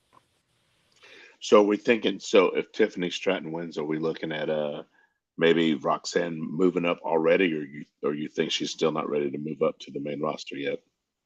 Dude, she's like 22. Yeah, but she's good. She's good. She's 22, but she's good. I wouldn't say she's not ready to move up. I would just say that, like, is she ready for Oscar. The life on the road. Yeah. And I mean, that's the thing that I would worry about is okay, you're 22 years old, and yeah, you were already like trying to make a name for yourself in Ring of Honor and everything else by like bouncing around, taking on indie bookings, doing all that, but like we're talking about being in front of 15,000 people on a regular night. You know what I mean? Like, is she ready for that? And WWE might think she is. She might think she is. But one person, like Shawn Michaels, might sit there and go, "Hey, girl, are you ready for this? If you're not ready for this, we're not going to move you up to the next show yet, you know?" And before you know it, they just don't do it. Okay. All right. That's all I want to say about that. Let's hit the pay per view. But it was a great angle. Yes. Like it was very well produced. Although I did kind of like, last thing I'll say about that angle is that I was a little surprised that if they were trying to make it seem like it was a legitimate thing and not like a fake thing, they followed her all the way out to the Well, backstage. that's how you know it was a work. Agreed. And I completely agree with you. So I agree with that. I don't have a little banner Yeah. for the review, but Tino, I'll let you start talking about the pay-per-view. Do you have everything pulled up? Yeah, that's what I'm doing now. So if you want to give me a minute, that was AEW. What was it? Revolution. Revolution results. I guess. So, all right. I believe it started with a three-way dance or a trios match, where it was Mark Briscoe and two other guys versus three other guys. Because that match didn't mean shit to me, and I was going to eat. I was eating popcorn the whole time. So Trying to find it, but yeah, keep three other guys and two other guys and. well, yeah, I mean, come on, man! Like, I thought you would have this shit already. Like we've been talking for almost 2 hours. Shut up. Card. That's what I need to do. I need the card. Well, you can keep talking. I don't know why I you got act nothing like to talk about till you bring up the card. I left it this. was. All right, so yeah, so it started. No, roll down, because it started off at the top. So it's probably all that. I don't understand why they don't. It didn't. Why didn't have that? Was that a pre? Was that a pre? What That was was a just the go. match. The match you're talking about was, I guess, was the, what do you call it, before the pre-show. That's probably why you don't remember it. But what was it? And they don't talk about it. They don't have it on here. They don't even Then have it just on the go into card. the other matches. I don't care. All right, hit you with the Jungle Boy and Christian Cage. The The final burial. the casket match. What was it? So what'd you think of it? No, you tell me. I thought it was fucking stupid. It's a casket. Because first it was like, okay, is it a buried alive match? So that's what we thought. We thought it was going to be a buried alive match. And then they had the fucking casket.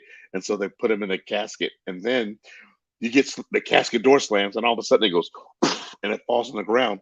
Like, the fuck are we watching? Well, they talked about how it took forever for them to actually close the casket. And then when they finally did close the casket, it just dropped. What the fuck are we watching? And I think that's what I asked you. I'm like, what the fuck are we? What did I just see? Now Christian did have a couple moments where he actually like blew kisses over to Jungle Boy's mom and sister. His mom and sister, yeah. And I thought those were great because, I mean, that really shows exactly how much of an asshole he really is. And he is a creepy little bastard still to this day. The CLB. And let's not forget that his outfit was a turtleneck that was shoulder like sleeveless because he was wearing the turtleneck still. So that's how cool Christian Cage is. All right, I got you. It was the Lucha Brothers and Mark Briscoe against Davari and the Varsity Athletes. Yes, that's the one we were talking about. Yes, and that match was garbage.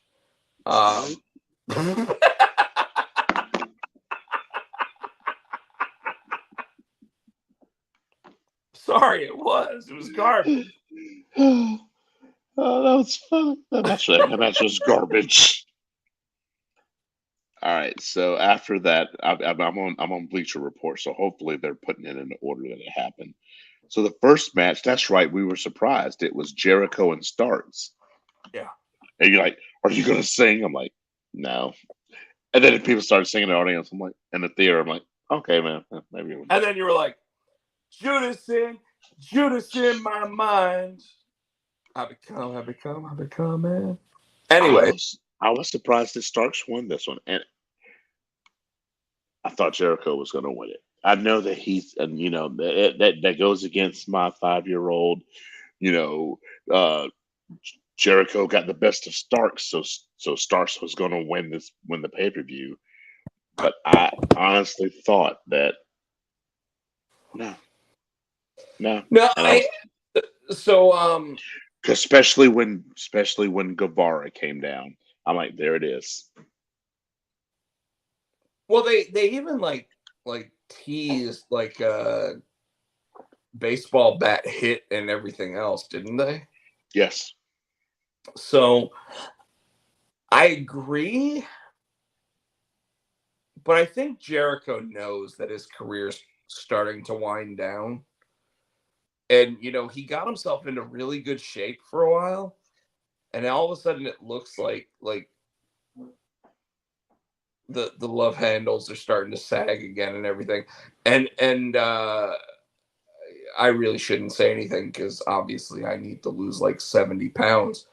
But it kind of to me looks like Jericho's saying I want to start letting some of this stuff, you know, happen, right? Like I want to start putting other people over. And he's been doing it, so. Yeah.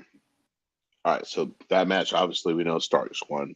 Then it was the Buried Alive casket reverse Rey Mysterio casket match. Well, we already talked about that one. Yeah, that's what I'm saying. I found the order. That's what I'm saying. Gotcha. The Elite versus the House of Black. Were you surprised that the Elite lost?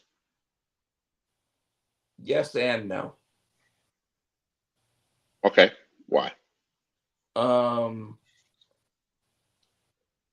Because everything happened the way that you would expect an Elite match to happen. And we were there, and I was like, "These motherfuckers are gonna do." And you can be my witness. I'm like, "These fuckers are gonna do it again." I'd given up. I'm like, I don't even watch this match. Well, and you know me, I was sitting there saying the Elite are gonna lose this match, or not the Elite are gonna lose this match, but the House of Black's gonna lose this match because the Elite need to hold titles, and then they had that moment where the House of Black looked like they were gonna win. They got a 2 count. They got super kicked like massively. You thought they were going to lose. There was a 2 count. And this is where I was like, oh, see, this is where they're going to win this stupid match. When Omega kicked Julia Hart, that's what I thought it was going to turn around. So that's when he went, yes, like that, because he did that. He super kicked her, and he was like, Actually, V-triggered her. V-triggered, yeah. And he was like, and then he turned around and like stepped into like, okay, now you're losing.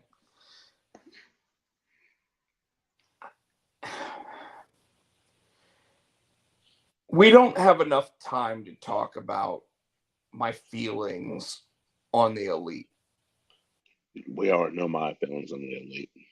So, and we still have to talk a little bit about Dynamite at the end of all this. So go ahead, move on. Jamie Hayter, Ruby Soho, and Soraya versus that's a 3-way for the women's championship. Led to Ruby Soho joining Soraya and Toni Storm. Did not see that coming. That was another swerve that got me. But it wasn't a good swerve. No. However, based on Wednesday night and Ruby Soho's explanation why she felt like she was disrespected and everything, suddenly made a lot more sense. The problem is that they didn't give her a lot of mic time before or after to really solidify that. But now it actually makes a lot more sense. Yes. Okay. Next.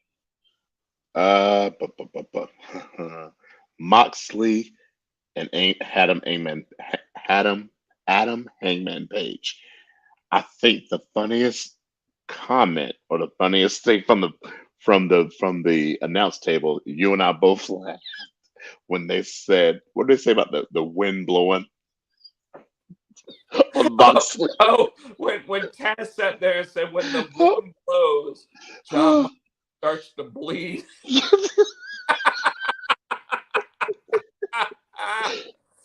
And then you were like, he's not bleeding anymore. I'm like, oh, it must not be in the air in there or something. Remember? Oh God, that was funny. That popped me.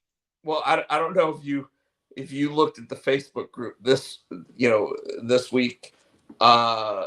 Scott, one of the moderators on the Facebook group, sat there and said, I thought it was really odd that Hangman had a black eye and a welt on his forehead, and John Moxley went out there and wrestled like nothing had ever happened. And I sat there, and my reply was, well, John Moxley's face is made out of Play-Doh. So that's why it didn't look like that.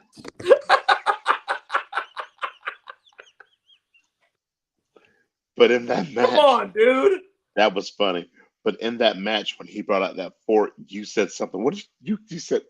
You went back to the what's the GCW guy that uses the fork? Oh, Gage.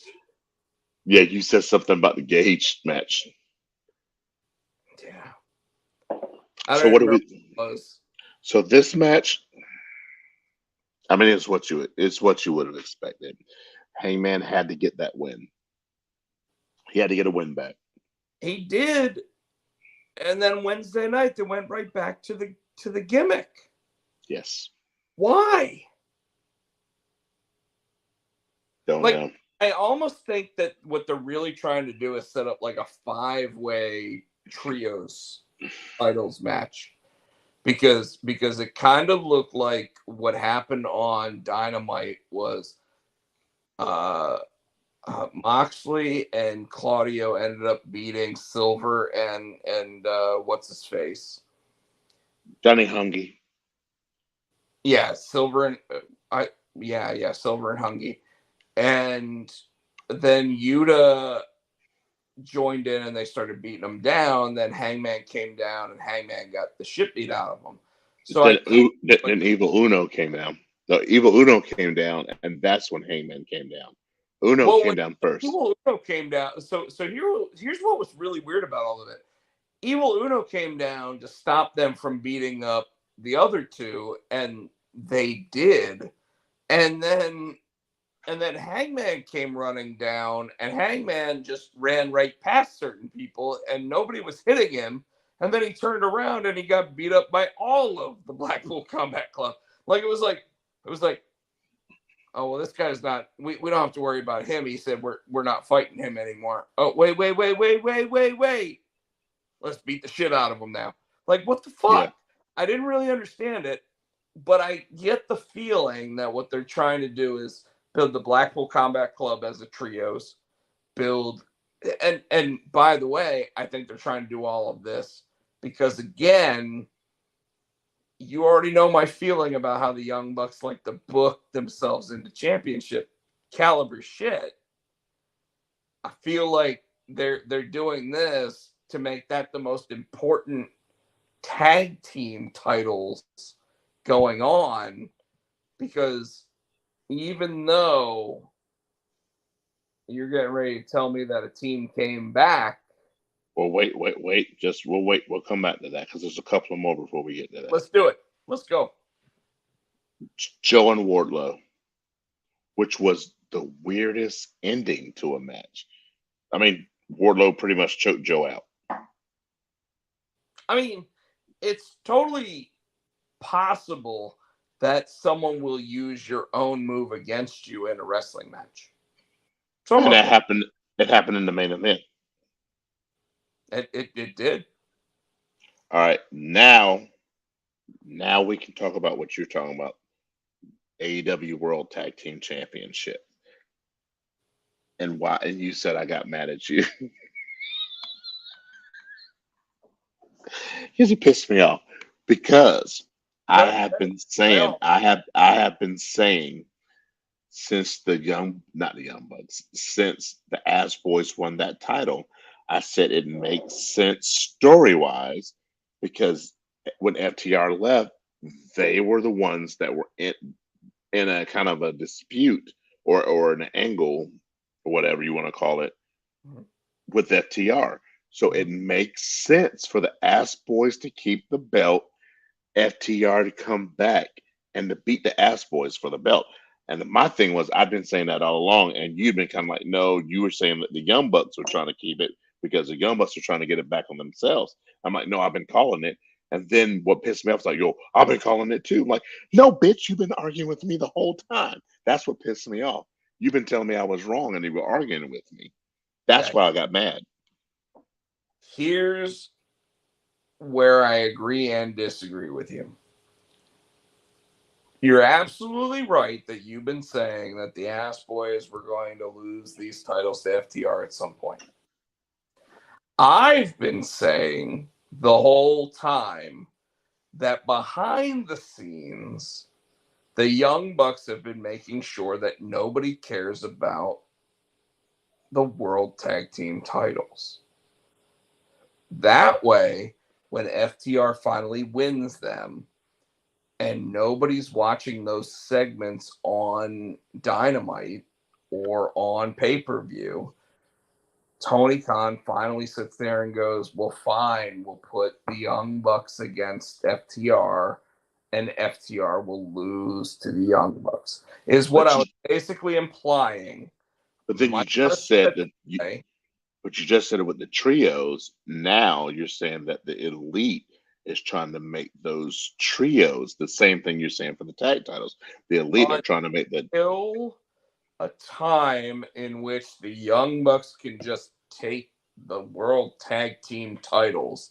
They are going to keep themselves relevant against teams that need that by the way are higher caliber than what FTR is going to go against for the World Tag Team titles.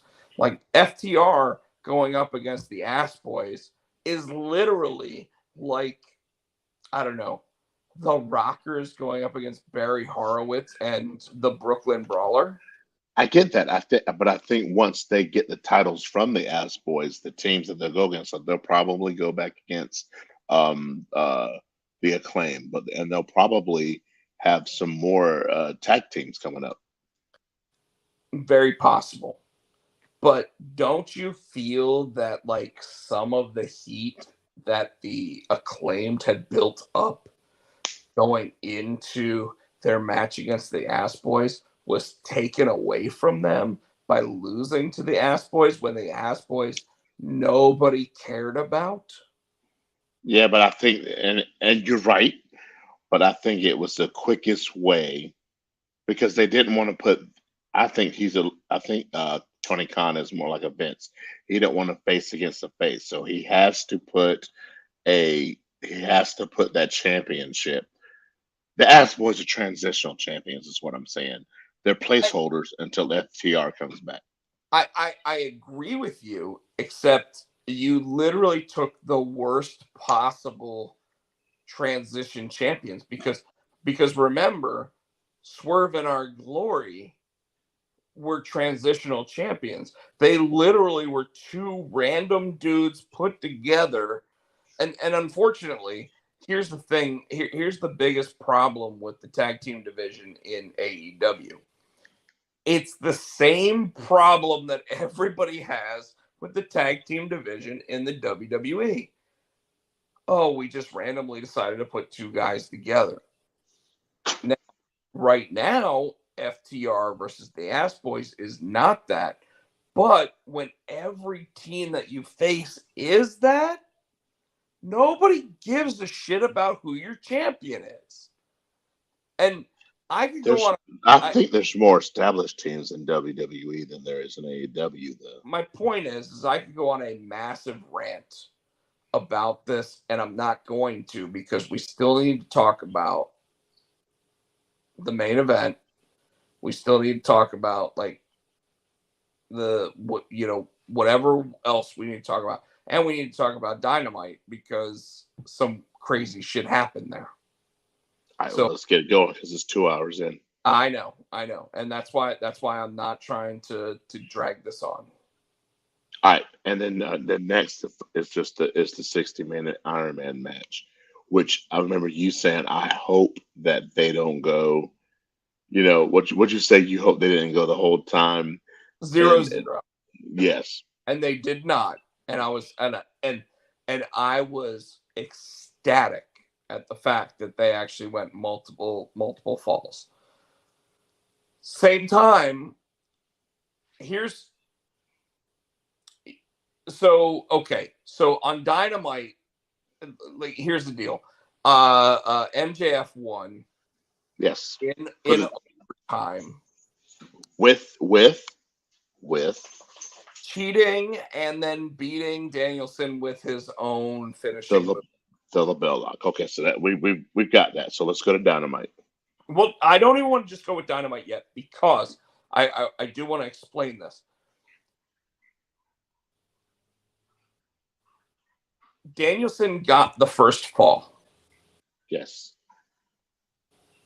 MJF got the next two -1 fall. Yes. Because he cheated. Got disqualified.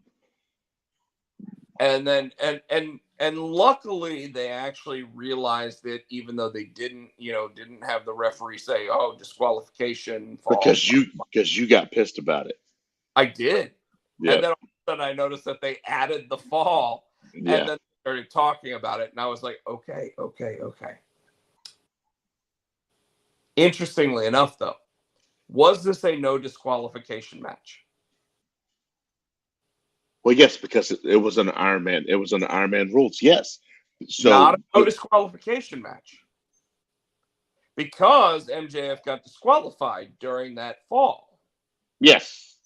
So when MJF dropped an elbow through the table. Okay. Should that have been a disqualification? No. Why not? I mean, it's still within perimeter. He didn't know. Now, they should have counted that as a count out or you know what I'm saying? I don't think that's a disqualification. Except anytime you use a foreign object to cause, and if not in that moment, what about what he did, the tombstone pile driver into the table? I still don't think so. That would have been a disqualification. I'm thinking of disqualifications if you hit somebody, if you actually hit somebody with a chair, or like if you got busted hitting them with the oxygen tank. I don't, my friend. Okay. If somebody were to sit there and slant like powerbomb you into a table in a regular match, they took you outside the ring, they did that, that's a disqualification, the match is over. Okay. Yeah, it's true. I see what you're saying. I got you. So, based on all of that, you have that problem. Now, here's Danielson should have another won. problem that I had with it. When the match was coming to an end, what did I say was going to happen? Oh, you called it. He's going to hit him with that oxygen tank. But no, before that, like as the 60 minutes was ending. Oh, I was like, I wonder if it's going to be sudden death.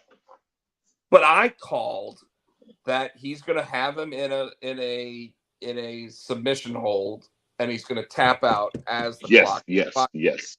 You did. All of that happened. So, if Tony Khan came out and made Tony Schiavone like he did, Yeah, Khan didn't come out. Say this match it can't end that way. We're going to Sudden death. Sudden death rules. Wouldn't Bryan Danielson have already won the match?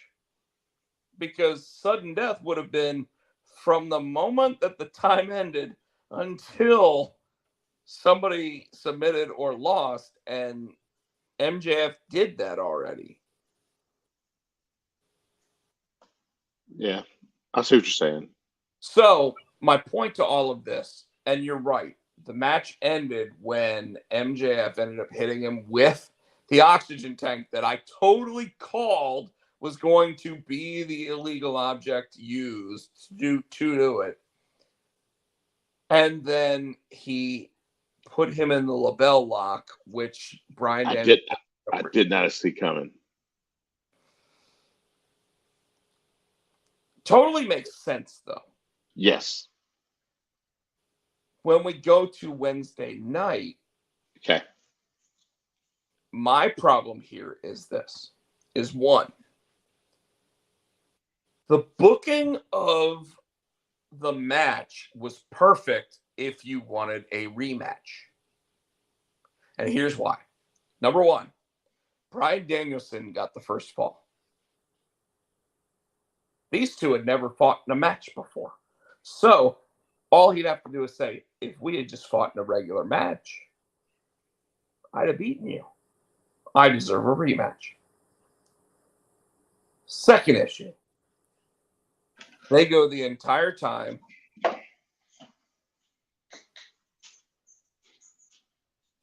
we have those multiple moments that I just mentioned that could have been called disqualifications. He could call out the bad refereeing and actually get there, right? Right. Could do all that. Third thing and final thing that I'll say is that after getting hit in the face with an illegal object, he could sit there and call that out and say, you owe me a rematch. Instead, AEW goes with the, I'm going home. I'm crying. I can't believe that I did blah, blah, blah, blah. It was just terrible booking. Hopefully, this leads to a rematch between the two of them. Or I think we talked about off air. I think he's going to ROH. Well, you keep saying he's going to ROH. I think he deserves a rematch after that match. And in fact, I would love it if with Bryan Danielson, they started booking him the way that you book a feud, which is you book a regular match, you book one with a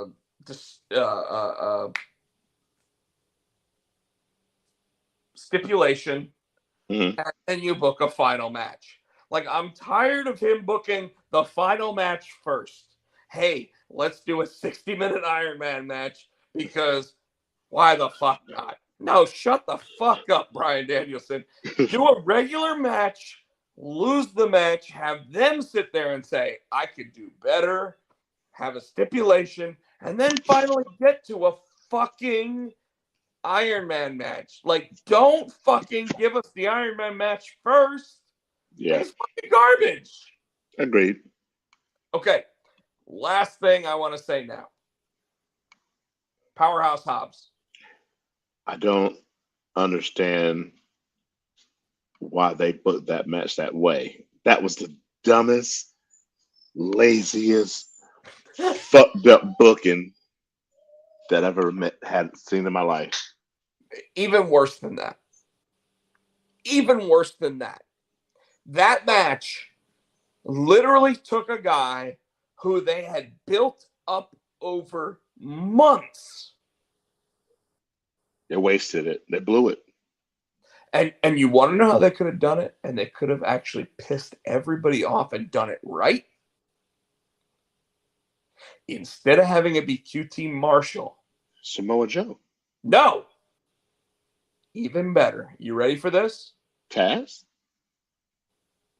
Had it been one of the referees that held the fucking ladder for him. Explain. One of the referees had been a possible like just side street wrestler. Let him be the guy that sits there and power bombs Wardlow off the stage and then counts the 10 count. And you start a whole thing where you're like, oh, you guys didn't like the fact that we had a referee actually hold the ladder for this guy? Well, guess what? That guy is now the heel referee for Hobbs's matches. Yeah. Okay. Dude, could you imagine how much fucking heel heat he would have gotten for that shit? I didn't like that at all. That made no sense we get to me. QT Marshall wearing his fucking bowling shirt. Yeah, that was bullshit. And absolutely no damn reason as to why it happened. Yeah. So, am I wrong in saying that, like, if we had gotten one of the referees that held up the ladder taking care of Hobbs again, it would have been better? Yeah, it might have been better, but probably anything's better. Probably anything's better than what they did. I didn't like it at all. They power bombed him, and it wasn't even a 10 count. And if he got robbed, if somebody busted in his car and stole his gear and his belt, where the fuck did they get that belt that they gave to Hobbs? Well, they didn't give him the belt. He did. If you look behind Hobbs, go back and watch that match. There's a TNT title belt sitting on the table, the announce table. When Hobbs wins, he gets a belt. Go back and watch it. Where'd that belt come from? So I can explain that then. There were 2 belts. Remember? There were 2 belts. It was just bad storytelling. It was bad storytelling because they made a point of saying at the beginning of that match that he had to borrow clothes because he didn't have his wrestling gear. His car got broken into and somebody stole the belt. But they managed to have a belt to give to Hobbs when he won the match. See, this is where the storytelling I would tell, even if realistically somebody broke into his car and stole his belt, I would have told the story that if you really wanted to make QT Marshall into a legitimate reason in this match, I would have made him the person that broke into the car. Yes, that makes sense. But all of a sudden that belt came out of nowhere without any explanation. Remember where the fuck did Joe come from? Where the fuck did the belt come from? Well, and again, even further, when Wardlow and Hobbs worked their way up to the top of the ramp, that's when I would have brought QT out with the title belt, held the belt up, and been like, oh, you want this? Agreed. Guess who stole it? Agreed, but they didn't. And then suddenly all of it is okay. Agreed, but they never did that. All of a sudden, you see, go back and watch the match. When they go up to the stage, all of a sudden behind them on the announce table, there's the TNT belt. Where the fuck did the belt come from? It was supposedly stolen from his car earlier with his gear. They never explained it. It came from craziness in TK's cocaine mind. They never explained it. They never explained it. That is a big gap. There's a big that I in the storytelling. I agree. Okay. And I know you want to get off of here. We've been on for 2 and 15, so it's. Why don't you go ahead and start telling everybody how to do all the fun stuff? All right, folks, you can check him out on the Twitter machine at Podcheck. No, you got to give him all yours because I don't remember. Come on, Mike. You see this? There was more in this earlier when we started. I don't remember all that. So I'm gonna give you mine. Got mine. I am on the Twitter. I am HoodieFan91. On the Instagram, I'm Tino. On the that's all I got. Insta. Yeah, what about the Potsy and Tino show? Potsy and Tino show. Well, Potsy and Tino show is Facebook. Potsy and Tino on the Twitter machine. On the let's see, we want to say thank you to Adam's House Cat as always for the wrestling song for 99 cents on iTunes. 99. We love you too, Chris Barrett.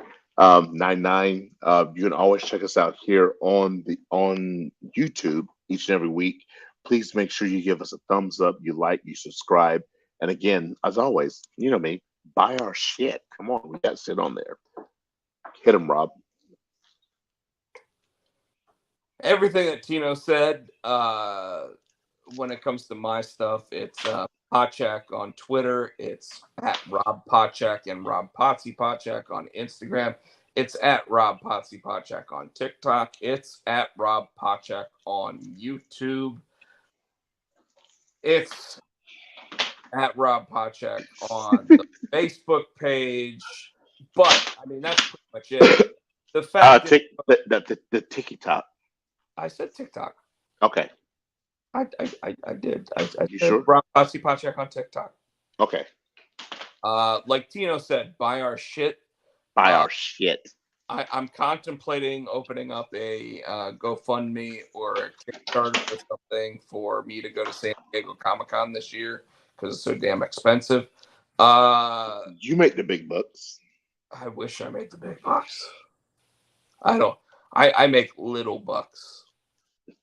You make bigger bucks than me. I don't even know if I do anymore, actually. But with that said, folks, thank you so much for paying attention to us, liking our show. Give a thumbs up on the episode, and go ahead and send some comments, do all that fun stuff that are positive, if you will. And if you will. In public, if you will.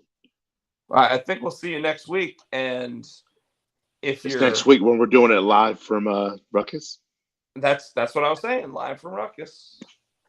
We don't know. We'll see. Maybe. Can't, and then we'll just shut it down.